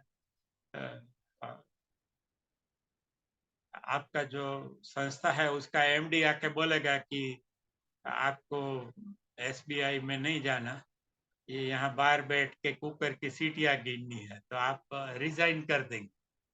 कि आप हम तो ये काम के लिए आए हैं, लेकिन आपकी पत्नी आपको सब्जी काटने बिठा देती है, कुकर की सीटियां गिनने के लिए बिठा देती है, धनिया लाने भेज देती है, तो वो बड़े बड़े गुरु नहीं कर सकते। करेक्ट। इसलिए गुरु जी कहते हैं कि हमेशा सबको शादी कर लेनी चाहिए। यहाँ गुरुकुल में जो ब्रह्मचारी हजारों लोग थे, वहां जाके वो बोले थे कि जल्दी से जल्दी आप सब शादी कर लो। आपको सबसे पहले ये करने हैं, क्योंकि आप शादी करेंगे तो आपकी जो हवा है वो निकल जाएगी। तो और देखो, हवा निकलना बहुत जरूरी है। हाँ, जैसे हम श्वास बाहर निकलते, तभी तो अंदर खाली जगह होती है, तभी तो वहां नई हवा जाती है। तो हवा निकलती ही है। हर पल हवा निकलती है, हर पल जाती है, तो हम जीवंत रहते हैं। अगर हवा निकलेगी ही नहीं तो हवा जाएगी कैसे? हाँ, तो धीरे धीरे हम मृत हो जाएंगे भीतर से। बाहर से हम खुशनुमा दिखेंगे या बहुत शक्तिशाली या समझदार दिखेंगे, और इससे भी बड़ी शिक्षा हमें हमारे बच्चे देते हैं। गुरुजी बोल रहे थे, एक बड़े शिक्षक है, वो बोलते है तुझे ये पता नहीं चले क्योंकि तूने तो शादी ही नहीं की, तेरे पास बच्चे ही नहीं है, तो मैं तुझे क्या कैसे ये समझाऊं, तेरे में वो भावना ही नहीं है। तो उसको फिर कुछ अभी वो हिमालय में साधु हो गए। हमें नाम से मतलब नहीं है, हमें जो मसला है उससे मतलब। तो हमें संसार में रहना है, हम कोई स्पेशल नहीं है, हम कोई विशिष्ट नहीं है। हाँ, जैसे मगन भाई है, छगन भाई है, राम जी है, माऊ जी है, कांजी है, श्याम जी है, वैसे ही दक्षेश भाई। सबको भगवान ने अलग अलग बांटा है। उसको न्याय कहो अन्याय कहो, वो छोड़ो उस सब बातों को। लेकिन जो मुक्ति है वो कॉमन बनने में है। हाँ, जैसे आपने कुछ कलर के कपड़े पहन लिए, कुछ दाढ़ी माला तिलक, अरे, तो आप बहुत सारी चीजें कर पाएंगे, लेकिन इससे 100 गुना चीजें आप नहीं कर पाएंगे, तो आप बंधन में होगे। गुरु जी के ऐसे ऐसे महात्मा है जो क्लीनिंग के लिए भी बर्मुडा नहीं पहन सकते। वो बोलता है नहीं नहीं, ये तो अभी वो बोलता है ये लुंगी पहन के, इतना बड़ा जब्बा पहन के वो कैसे खेती का काम करेंगे, वो कैसे गंदी नाली में उतर कर सफाई करेंगे। लेकिन वो कहते हैं नहीं नहीं, ये तो मैं ये चड्डी या चड्डा नहीं पहनूंगा, टी शर्ट नहीं पहनूंगा, हाँ, इस तरफ ही दाढ़ी रखूंगा, माला रखूंगा, तो फंस जाते ना, वो अपनी इमेज में कैद हो गए। हाँ, तो ठीक है, उसके बहुत सारे फिर हजारों लाखों भक्त होते हैं, ये होते हैं, उसका एक क्लाउट होता है, दबदबा होता है। लेकिन वो सब जो एक पावर गेम है, शक्ति का जो षड्यंत्र होते हैं, वो उसमें दे बिकम पुर्जा, दे बिकम सिग्निफिकेंट और इनसिग्निफिकेंट पार्ट्स। फिर वो मुक्ति के आख्यान देते हैं, ये देते हैं, लेकिन वो खुद मुक्त नहीं है। पैंट पहनने में, शर्ट पहनने में, जींस पहनने में, हैट पहनने में करेक्ट, या कुछ अलग कलर के कपड़े पहनने में, या कुछ नहीं करने में। करेक्ट। तो ऐसे लोग हैं जो फिर एक शक्ति का षड्यंत्र है, वो हमेशा हमें मुक्ति से दूर ले जाता है। जैसे सीता जी को मारी चले गए, तो सबको पता है स्वर्ण मृग होता नहीं, लेकिन वो एक आसुरी शक्ति थी, तो उसका षड्यंत्र था। और तुरंत सीता जी का अपहरण हो गया और उसकी मुक्ति चली गई। और वो मुक्ति वापस लाने के लिए कितने वानर मर गए, रीछ मर गए, मनुष्य मर गए, जो भी लड़ाई में कितने सारे लोगों की जिंदगी बर्बाद हो गई। तो असल में बात क्या थी? मारीच था। मारीच क्या था? वो एक षड्यंत्र होते हैं, शक्ति है, वो सब षड्यंत्र से चलती है। तो मनुष्य अपनी जो मुक्ति है वो भूल जाता है। करेक्ट। और जो जागृत मनुष्य है वो सब षड्यंत्रों में रहते हुए भी मुक्त हो सकता, वो भी है। और कोई षड्यंत्रों से मुक्त होकर भी षड्यंत्र के हिस्से रहते। जैसे मेरे पास मोबाइल है, तो मैं यहाँ बंद कर दूं तो यहाँ पे मेरे कमरे में ही हिमालय, और हिमालय पे मैं जाऊं और वहां भी अभी कोई बोल रहा था कि टावर मिलते हैं, और वहां पे भी मैं वो सब सबसे जुड़ा रहूं। तो ये तो, इससे तो अच्छा है कि कमरे में ही मोबाइल बंद कर दे। तो ये मैं कभी कभी करता हूँ, और अक्सर करता हूँ। हमारे बहुत सारे ऐसे होशियार टीचर है, वो मोबाइल ही नहीं रखते। तो वो ज्यादा मुक्त है। लेकिन मोबाइल ये इसलिए रखता हूँ कि मैं, मान लो कि अभी वीक में एक बार बात हो गई, तो बाकी तो मैं मुक्त हूँ, आप मुक्त हो, आप अपना काम करो, मैं अपना काम करता हूँ। आप अपनी समझ, अपना अनुभव, अपना ज्ञान अपनी तरह से अपनी दिशा में चल के लो, मैं अपनी तरह से चलता हूँ। करेक्ट। और यहाँ पे वीक में एक आध बार इकट्ठे हो के भी मैं कम्युनिकेट,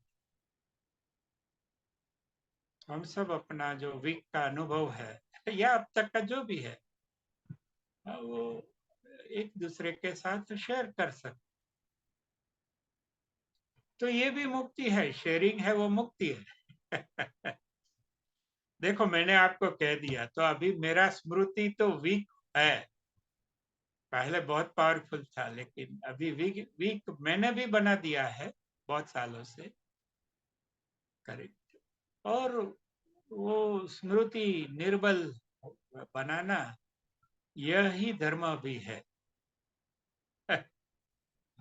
क्योंकि हम भूल जाएंगे तो दूसरे का बुरा भी भूल जाएंगे, अपना बुरा तो भूलेंगे। करेक्ट। तो दूसरे के जो कर्म है वो हम भूल जाएंगे, और साथ में अपने कर्म भी भूल जाएंगे, और हर एक नया दिन नई तरह से एक कोरी पार्टी, क्लीन स्लेट लेके हम चालू करते हैं, या ऐसी संभावना रहती है। करेक्ट। तो हमारा दिमाग इससे क्लीन रहता है। जितनी हमारी स्मृति, मेमोरी कम रहती है, उतना इंटेलिजेंस बढ़ता है, प्रज्ञा बढ़ती है, और प्रज्ञा ज्यादा होती है तो स्मृति कम हो जाती है। इसलिए स्मरण शक्ति योग में हम इतनी स्मृति को क्यों बढ़ाते हैं, इसके पीछे भी एक रहस्य है। देखो हमारा दिमाग है वो एक प्लास्टिक की थैली की तरह, उसमें दो चीजें ही हम भर सकते हैं, या तो इंटेलिजेंस भर दो या मेमोरी भर दो। इंटेलिजेंस का हिंदी अनुवाद है प्रज्ञा, और मेमोरी का अनुवाद है स्मृति।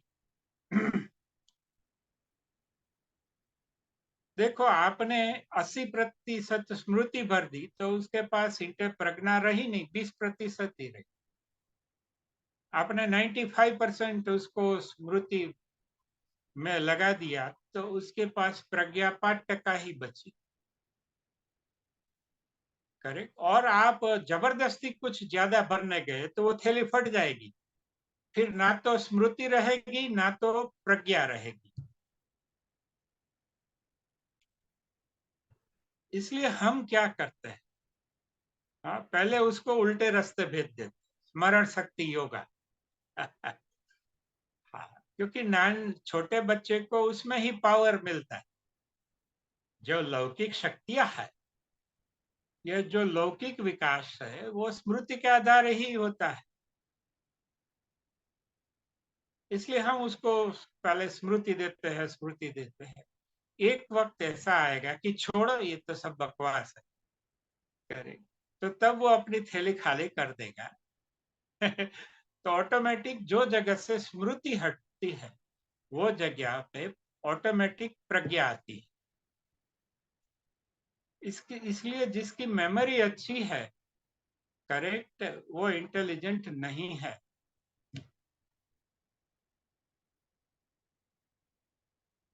और वो इंटेलिजेंट नहीं है, इसका एक एविडेंस भी है, प्रमाण भी है कि वो दुखी ही है, स्ट्रेस में ही, टेंस ही है।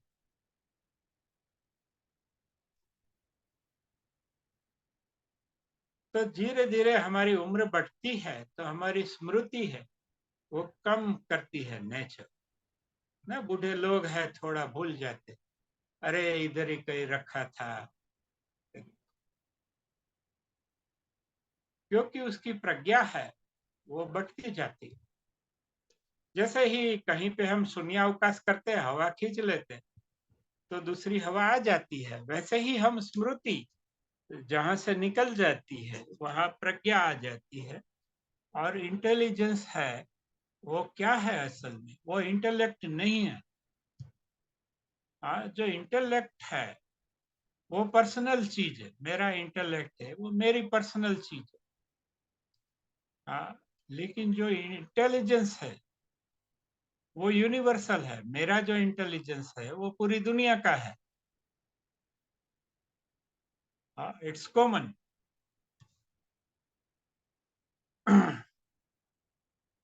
तो यही तो प्रेम है, मोहब्बत क्या है। इसलिए जय कृष्णमूर्ति बहुत ब्यूटीफुली कहते हैं कि इंटेलिजेंस इज लव।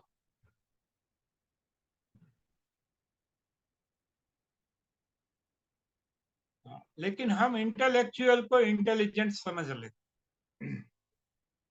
हाँ, फिर वो इंटेलेक्चुअल बहुत अच्छा, बहुत एक्सलेंट प्रोडक्शन करता है, करेक्ट, लेकिन उसमें वो इंटेलिजेंस नहीं है कि वो बांट सके।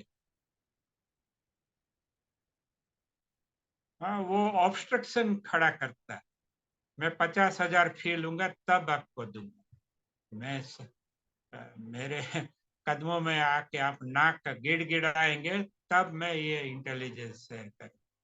तो वो इंटेलिजेंस नहीं है। इंटेलिजेंस वो है which is able, willing and eager to share। वो आदमी सक्षम है वो शेयर करने के लिए। हाँ, कभी कभी आदमी सक्षम होता है लेकिन तैयार नहीं होता।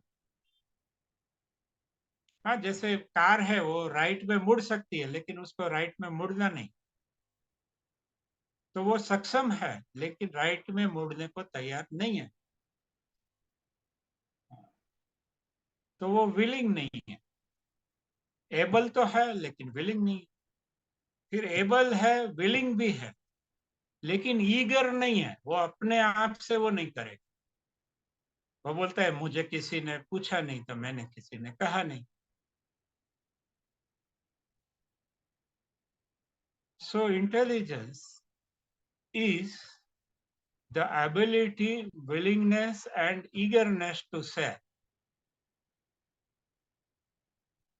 और इतना ही नहीं है, जो लोगों ने वो आपका ग्रहण किया, शेयर किया हुआ, उसके प्रति आप अनुग्रहित है।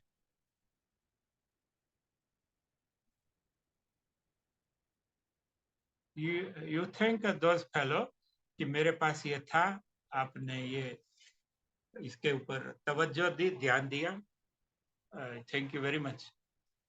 मैंने कुछ बांटा और आपने लिया, तो मुझे बहुत अच्छा लगा, और इसलिए आपको ये दक्षिणा, यही तो दक्षिणा है।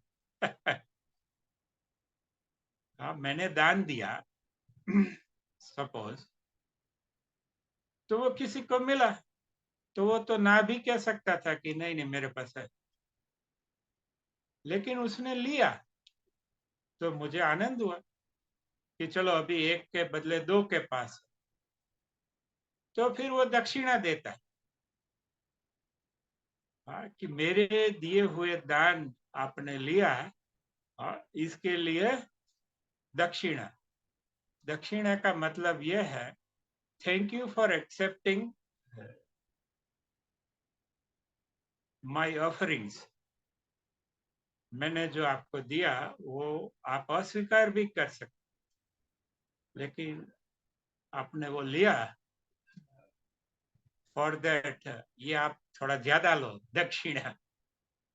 तो हम 1000 का दान करते हैं तो ऊपर से 101 का दक्षिणा भी देते हैं, क्योंकि ये भारतीय संस्कृति में देने वाला महान नहीं है, लेने वाला महान। जैसे मैंने किसी को 100 रुपया दिए, तो वो 100 रुपये के साथ जो जम्स है, उसके लिए जो पाप मैंने किए हैं वो भी उनके पास चले गए, तो मेरे जो कर्मा है वो उसके ऊपर चले गए, अब वो भुगतेगा।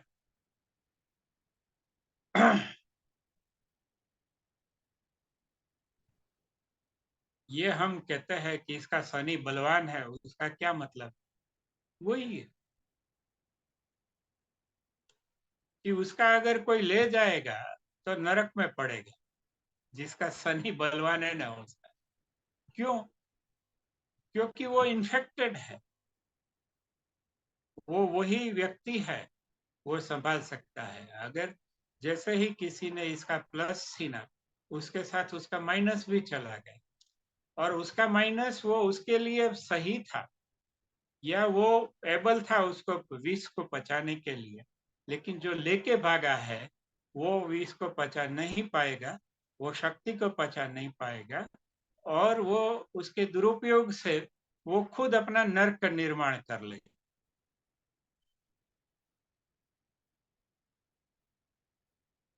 तो ज्योतिष लोग इसको शनि कहते हैं। एक आदमी है, बड़ा ज्योतिषी है, मेरे चाचा तो बहुत बड़े ज्योतिषी थे, उसके शिष्य थे, वो भी मेरे चाचा थे। गुजरात कॉलेज के वो प्रिंसिपल रह सके, गुजराती पढ़ाते थे, वो भी बहुत बड़े ज्योतिषी थे। तो वो कहते हैं मुझे कि तेरा शनि बहुत बलवान है। मैं कभी किसी से पूछता नहीं, जो होगा सो होगा।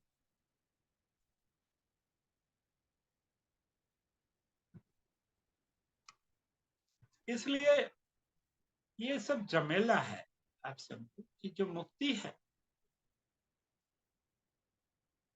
वो पहले तो हमें दूर रहना है, फिर उसको ऑब्जर्व करना है, फिर उसको समझने का है, फिर एक संतुलन रखने का है, फिर हमें कितना जरूरी है।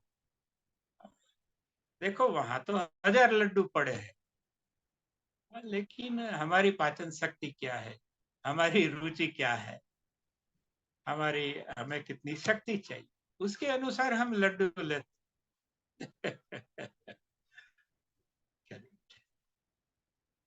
तो ये जो शक्तियां है उससे हमें दूर रहना, वही तो मुक्ति है। जो जरूरी है ले लो, कोई ना नहीं, कोई उससे थोड़ा ज्यादा ले लो, सवाई के आपको 100 ग्राम शक्ति चाहिए, 125 ले लो, चलो 150 ले लो, चलो 2 किलो ले लो। Not more than double. तो बहुत सारी शक्तियां हमने देखी है, आर्थिक शक्तियां है, राजकीय शक्तियां है, सामाजिक शक्तियां है, धार्मिक शक्तियां है, नैतिक शक्तियां है, सांप्रदायिक शक्तियां है, राष्ट्रीय शक्तियां है, शारीरिक शक्तियां है, मानसिक शक्तियां है, बौद्धिक शक्तियां है, और भी अनेक प्रकार की शक्तियां हो सकती है। टेक्निकल शक्तियां है, इंजीनियरिंग शक्तियां है, बहुत सारी शक्तियां होती है। इवन समझ भी एक प्रकार की शक्ति है। तो पहले तो आप एटलीस्ट इतनी समझ शक्ति रखो कि मुझे कितनी शक्ति चाहिए। 1000 लाडू पड़े हैं, अगर आप 1000 खा लोगे तो मर जाओगे, और एक भी नहीं खाओगे तो भी मर जाओगे, क्योंकि आपको भूख लगी। एक ले लिया, 2 ले लिया, जो भी ना, हमारी रुचि कितनी है, पाचन शक्ति कितनी है, हमें कितनी ताकत चाहिए, उसके हिसाब से हम एक रेशनल व्यू, एक रेशनल अप्रोच ले सकते हैं। और ये रेशनलिटी कुछ गलत नहीं, क्योंकि ये रेशनलिटी पशु पक्षी को भी कुदरत ने दी है। आप उसको ज्यादा दोगे तो वो ज्यादा खा नहीं लेंगे, वो चले जाएगी। उसको ऐसा नहीं है कि कल नहीं मिलेगा, आज मैं खा लूं। लेकिन उसको पता है कि इतना है, इतना दाना मिल गया, आज का हो गया, कल के बाद कल, और फुर करके चले जाते हैं शाम। तो ये जो रेशनलिटी है, विवेक है, वो एक प्रकार की इंस्टिंक्ट है, सिर्फ मनुष्य में नहीं, हर एक जीव में ईश्वर ने, कुदरत ने इंस्टिंक्ट रखी है।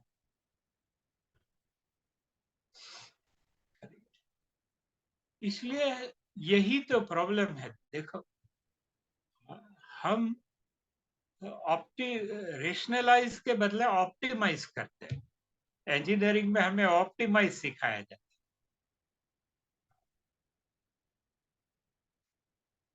कि कम से कम पदार्थ में या कम से कम समय में ज्यादा से ज्यादा काम कैसे हो, प्रोडक्शन कैसे हो। तो ये तो ऑप्टिमाइजेशन है, ये तो मूर्खता है। जो इंजीनियर है या साइंटिस्ट है, वो ऑप्टिमाइज करने जाता है। ऑप्टिमाइजेशन एक सिंथेटिक कंसेप्ट है, जबकि रेशनलाइजेशन एक इंस्टिंक्ट है। हाँ, बकरी को भी पता चलता है कि आज बस इतना ही कल हरा घास फिर से खाओ। तो एक बकरी भी रेशनल है, एक पंछी भी रेशनल है, एक पेड़ भी रेशनल है। लेकिन हम ऑप्टिमाइज करना चाहते हैं। हाँ, पूरे साल का गेहूं भर लो, अभी बीबी पीछे पड़ी है, पूरे साल के वो मसाले भर लो, चिली भर लो ना हल्दी ले लो ना, ये ले लो। ठीक है, वो करेंगे, लेकिन ये ऑप्टिमाइजेशन है, देखो। और ऑप्टिमाइजेशन हमेशा जीवन को नष्ट करता है। जो रेशनलाइजेशन है, हाँ, जो इंस्टिंक्ट से पैदा हुआ रेशनलाइजेशन, वो सिंथेटिक रेशनलाइजेशन नहीं।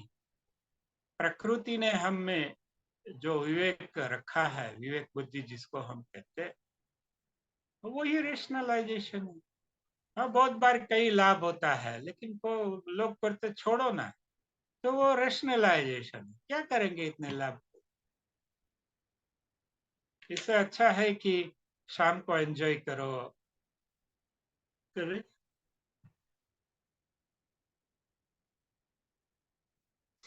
लेकिन ऑप्टिमाइजर वाला आदमी है, वो बोलता है सुबह भी मैं एक पार्ट टाइम जॉब कर लूंगा, दोपहर को खाना खाने के बहाने जाऊंगा, वहां भी 2 घंटे कुछ काम कर लूंगा, शाम को नौकरी से छूट के फिर 1 आध 2 घंटा काम कर लूंगा। आ, तो ये ऑप्टिमाइजेशन जैसा हम यूएसए में देखते हैं, जो भी इंडस्ट्रियलाइज्ड सिस्टम है, जो भी कॉमर्शियल सिस्टम है, बिजनेस सिस्टम है, वो ऑप्टिमाइजेशन पे चलते हैं और इसलिए तो फेल होते हैं। लेकिन हमारी साइटें बहुत रेशनल तरीके से चलती है। कभी कुछ नहीं हुआ लाइट और स्लेब कास्टिंग था तो बोलते हैं कि चलो अभी कल। ऐसा नहीं है कि दौड़ के लाइट ले आओ, जनरेटर ले आओ और चालू। तो बोलता है कल करेंगे। करे तो वो चलता है, एक दिन लेट होगा। हजारों साल से ये बिल्डिंग बना नहीं अभी तक। हाँ, तो अभी एक दिन, 2 दिन, 5 दिन, 50 दिन लेट बनेगा तो क्या फर्क पड़ेगा। इतने सालों आजादी के, इतने साल तक 70 सालों में कुछ नहीं बना, तो वो 70 साल लेट ही हो गया है। एडमिनिस्ट्रेटिव फाइनेंशियल रीजंस है या कोई और रीजंस है। तो कदाच एक आध वीक बंद हो गया, होली पे मजदूर चले गए और साइट बंद हो गया। तो बंद है, क्या है, 70 साल में किसी को जल्दी नहीं थी, तो अभी 7 दिन में जल्दी करके क्वालिटी क्यों कॉम्प्रोमाइज करने का, जीवन का और प्रोडक्ट का, दोनों का। लेकिन ये डिबेटेबल थिंग्स है। Majority will not agree with me. ठीक है, सहमत होना जरूरी नहीं है, लेकिन आप इस पे ध्यान दे सकते हैं। और ये ध्यान वही देता है जिसके पास फालतू समय है। और फालतू समय कभी ऑप्टिमाइजेशन में नहीं मिलता। वो रेशनलाइजेशन से ही फुर्सत या फिजूल या फालतू का उत्पादन होता है।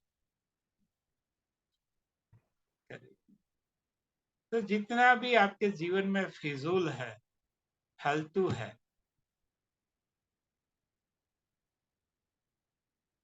फिजूल है, फालतू है, वही तो जीवन है। बाकी तो उत्पादन है। वस्तुओं का या सेवाओं। આપણે ગુજરાતીમાં કહેવત છે, कोई अच्छी लड़की है ना, तो कि वो लड़की इतनी अच्छी है, भगवान ने फुर्सत बनाई है। मीन्स ईश्वर ने जब कुछ काम नहीं होगा तब इसको बनाया होगा, इतनी खूबसूरत वो लड़की है। इसलिए जो क्वालिटी है वो हमेशा फालतूपन से आती है। हाँ, कोई आदमी जल्दी है तो वो तो मास प्रोडक्शन हो गया। हाँ, जैसे क्लर्क है, वो सेवा देता है। वो कोई पैसा लेने आता है तो वो जल्दी से पैसा नहीं देता। શું છો, કેમ કરો છો, चलो चा पीवा जाइए, आम करिए। ऐसे वो फालतू बातें करता है। और फिर वो बोलता है पैसा पैसा, हाँ वो देंगे यार। तो उसके जीवन में एक क्वालिटी है। ये काठियावाड़ में ये क्वालिटी की पूजा होती है, सौराष्ट्र में। आपके पास फिजूल है, कुछ फुर्सत है, कुछ फालतूपन है, क्योंकि वही मनुष्य दूसरे के लिए उपलब्ध होगा, अवेलेबल होगा। जो फिजूल नहीं है, जो फालतू नहीं है, जिसके पास फुर्सत नहीं है, वो तो अमेरिका चले जाएगा, वो डॉलर कमाएगा। वो बूढ़े माँ बाप यहाँ पे सड़ेंगे। और जो दूसरा बेटा है, जिसको उन्होंने फिजूल समझा था, फालतू समझा था, और जिसके पास फुर्सत ही है, करेक्ट, वो बेटा है, वो माँ बाप के जीवन में क्वालिटी भरेगा, गुणवत्ता भरेगा, जितना भी टाइम, महीना है, 2 महीना है। इसलिए आपको अगर गुणवत्ता चाहिए, क्वालिटी चाहिए, तो उसका जो देने वाला है, उसके पास फुर्सत है, वो फालतू है और वो फिजूल है, मानो कि कोई बड़ा एक्सपर्ट है किसी भी लाइन में और बहुत अच्छा है, लेकिन उसके पास फुर्सत ही नहीं है। वहां आप जाके बैठो तो आपका वो नंबर 50वां है, और जब आपकी बारी आएगी 2 मिनट में वो कुछ कर देगा, तो आपके पास समय ही नहीं है। वो बराबर है, एक्सपर्ट है, सब बात कबूल, लेकिन उसके पास फुर्सत नहीं है। तो वो आपके क्या काम का? मैनेजमेंट हमें ये सिखाता है।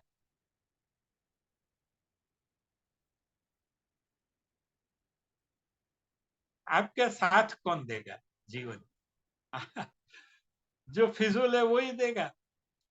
जो फिजूल नहीं है, वो तो कहीं पे नौकरी करेगा, धंधा करेगा, रिटायर्ड होकर भेलपुरी की लारी भी चलाए या प्लास्टिक की लारी। हमारे ऑफिस के एक प्यून भाई चला रहे।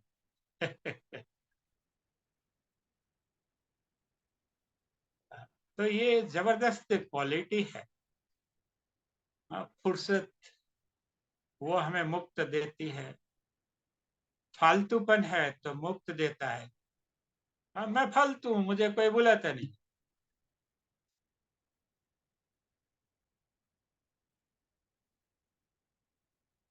तो ये तो मेरा सौभाग्य है कि मुझे कोई बुलाता नहीं है, क्योंकि मैं फिर गाने सुनता हूँ, कुछ वीडियो देखता हूँ, कुछ पढ़ता रहता हूँ, वॉकिंग में जाता हूँ, सनराइज देखता हूँ, सनसेट देखता हूँ, अच्छी चाय पीता हूँ, आइसक्रीम खाता हूँ। अगर मैं फालतू नहीं होता तो मेरा वो 2-2 साल का कैलेंडर बुक गया हो गया होता कि अभी आपको यहाँ से ये फ्लाइट लेनी है, वहां से वो करना है, वहां से आपको यहाँ पे 13 मिनट बोलने का है। कह रहे तो वो सब झंझट है नहीं, क्योंकि मैं फालतू हूँ, फिजूल हूँ, तो मेरे पास फुर्सत ही फुर्सत है। हाँ, तो ये तीनों से एक मुक्ति है। मुक्ति है तो आनंद है। तो आनंद है तो मैं बांटता हूँ अक्सर। तो एक बुक है, Zen in the art of motorcycle maintenance. अगर आप वो पढ़ सकते, कोई नहीं पढ़ सकता जनरली, बहुत कम लोग वो, एक तो अंग्रेजी में है, वो आपको पढ़ना है, चाहिए आपको, क्योंकि आपको रेशनैलिटी को समझना पड़ेगा।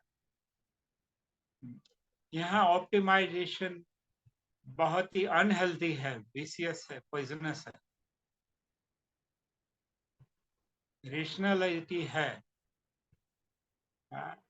ओके भाई, हमें कितना चाहिए? 3 शर्ट चाहिए, 3 के बदले चलो 13 ले लो, फिर करे, फिर क्यों दौड़ने का? तो जो दौड़ से जो मुक्ति है, क्योंकि जो लोग भी दौड़ते हैं वो ये शक्तियों के वशीकरण के कारण दौड़ते हैं।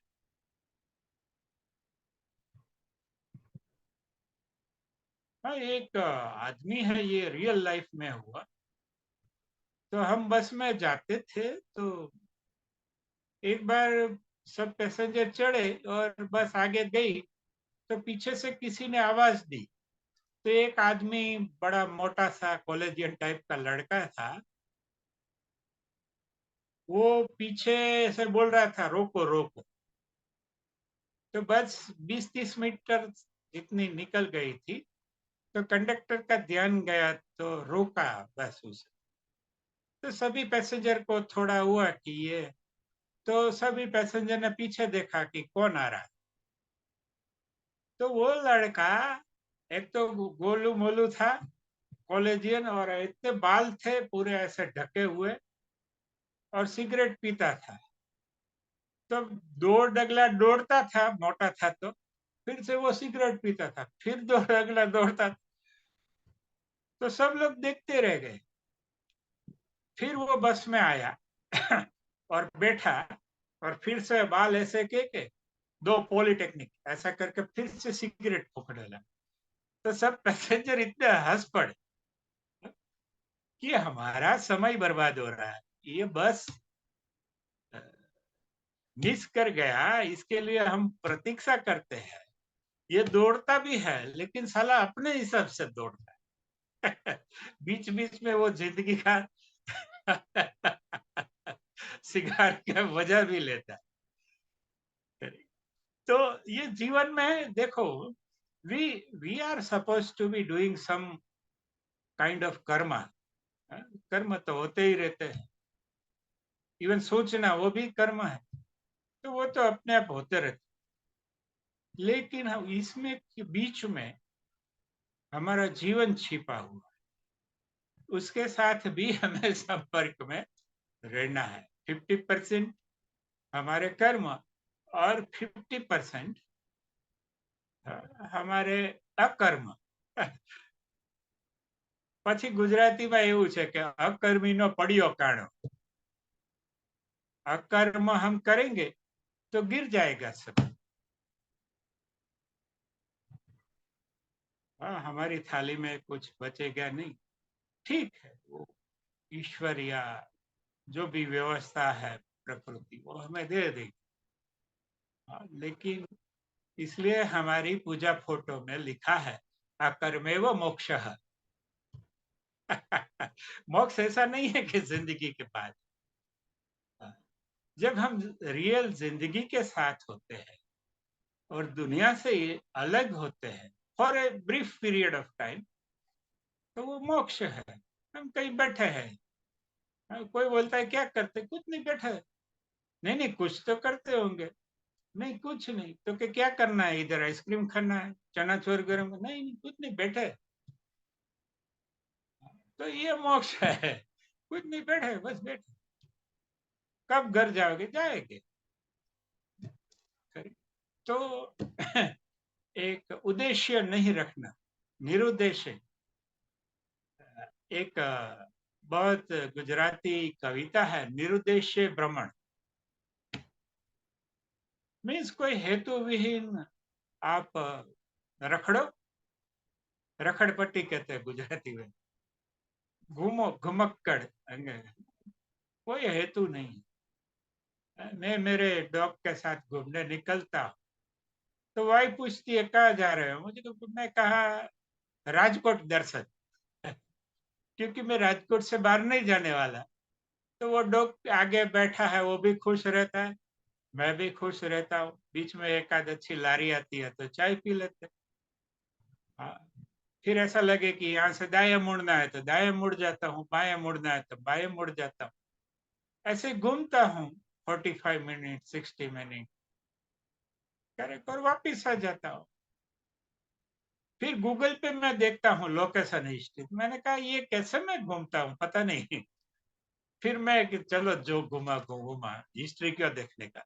क्योंकि मैं भूल जाता हूँ, गूगल हिस्ट्री दिखाता है इस पे, जो लोकेशन हिस्ट्री है, कि ये तारीख को मैं कहाँ कहाँ गया था, या मेरा फोन कहाँ कहाँ।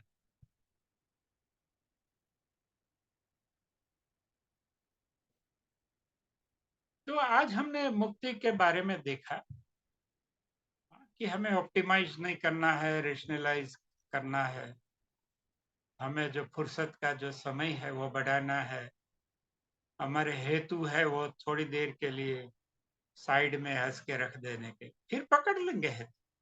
लेकिन कुछ देर के लिए, 15 मिनट जिसे हम कहते हैं, लेटर ऑन इट में बिकम 15 घंटे भी हो जाए। फिर हमने देखा कि कैसे शक्तियों से थोड़ा अलग रहना है, उसका जो शक्तियों का जो वशीकरण है उससे हमें दूर रहना है। जो नैरेटिव है उसको, अगर वो कुछ नैरेटिव है वो छूट रहे हैं तो वो हमें पकड़ के नहीं रखने, वो विचार के रूप में अगर पिघल के हमसे कहीं दूर जा रहे हैं तो जाने दो। क्योंकि जो नैरेटिव से मुक्ति है वही सच्ची मुक्ति है। हिस्ट्री से बहुत हमें लाभ मिलते हैं, लेकिन ये लाभ भी तो इतने बड़े होते, क्योंकि हमारी हिस्ट्री में बहुत कुछ ऐसा है जो नहीं होना चाहिए था। तो जब हम हिस्ट्री को देखते हैं तो वो पार्ट भी आ जाते हैं।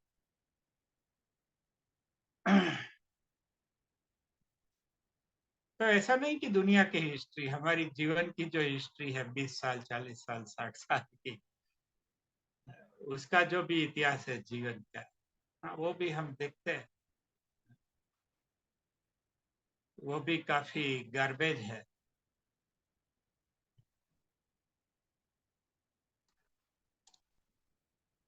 तो ये आज हमने मुक्ति पार्ट 2 में देखा। फिर नियम है, व्यवस्था है, जो क्रांति है उसके जो घटक थे वो देखे हमने। उसमें से एक है लिबर्टी, जो मुक्ति कहते हैं, या इतने जो युद्ध हुए वो फ्रीडम के लिए हुए या फ्रीडम के नाम से हुए। आज भी आप महाशक्तियों को देखेंगे तो वो नाम तो फ्रीडम का ही लेंगे। Freedom of navigation, freedom of this, freedom of that, ऐसे हजारों षड्यंत्र शक्तियां करती है फ्रीडम के नाम। तो उससे भी हमें थोड़ा मुस्कुरा के थोड़ा स्विच ऑफ कर देना है। टीवी है, वीडियो है कुछ, या छोटा सा कमेंट 2 वर्ड्स का रख के भागना है, फिर उसका जो हो सो हो। आपको जो कहना था कह दिया, बात खत्म।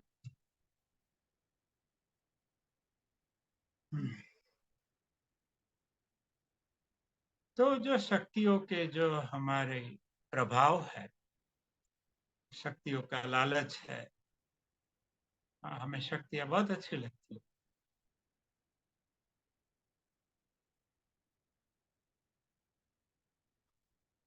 और शक्तियां हमारा जीवन का इस्तेमाल करती है, ठीक है, करे, कोई प्रॉब्लम नहीं है।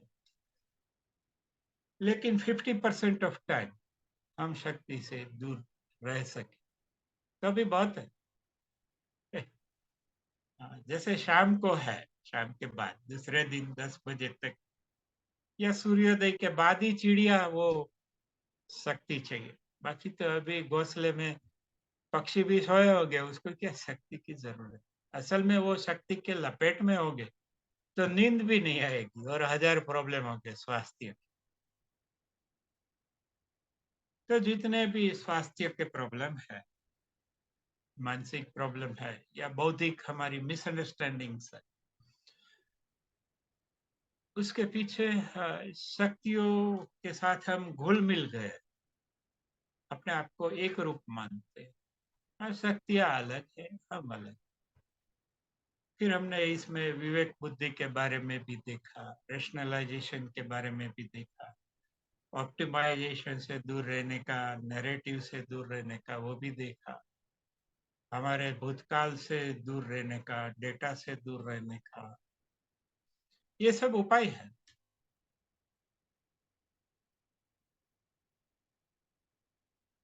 तो आज जो हमने देखा वो शक्ति पार्ट 2।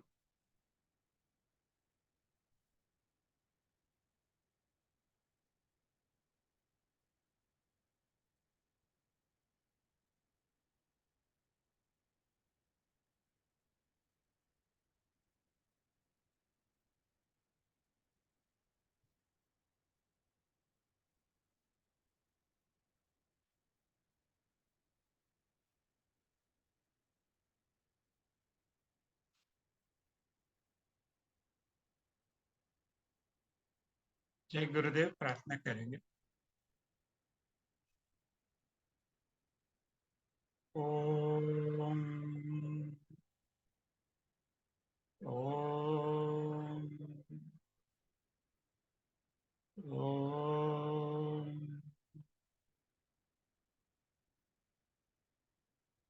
असतो मा सद्गमय, तमसो मा ज्योति।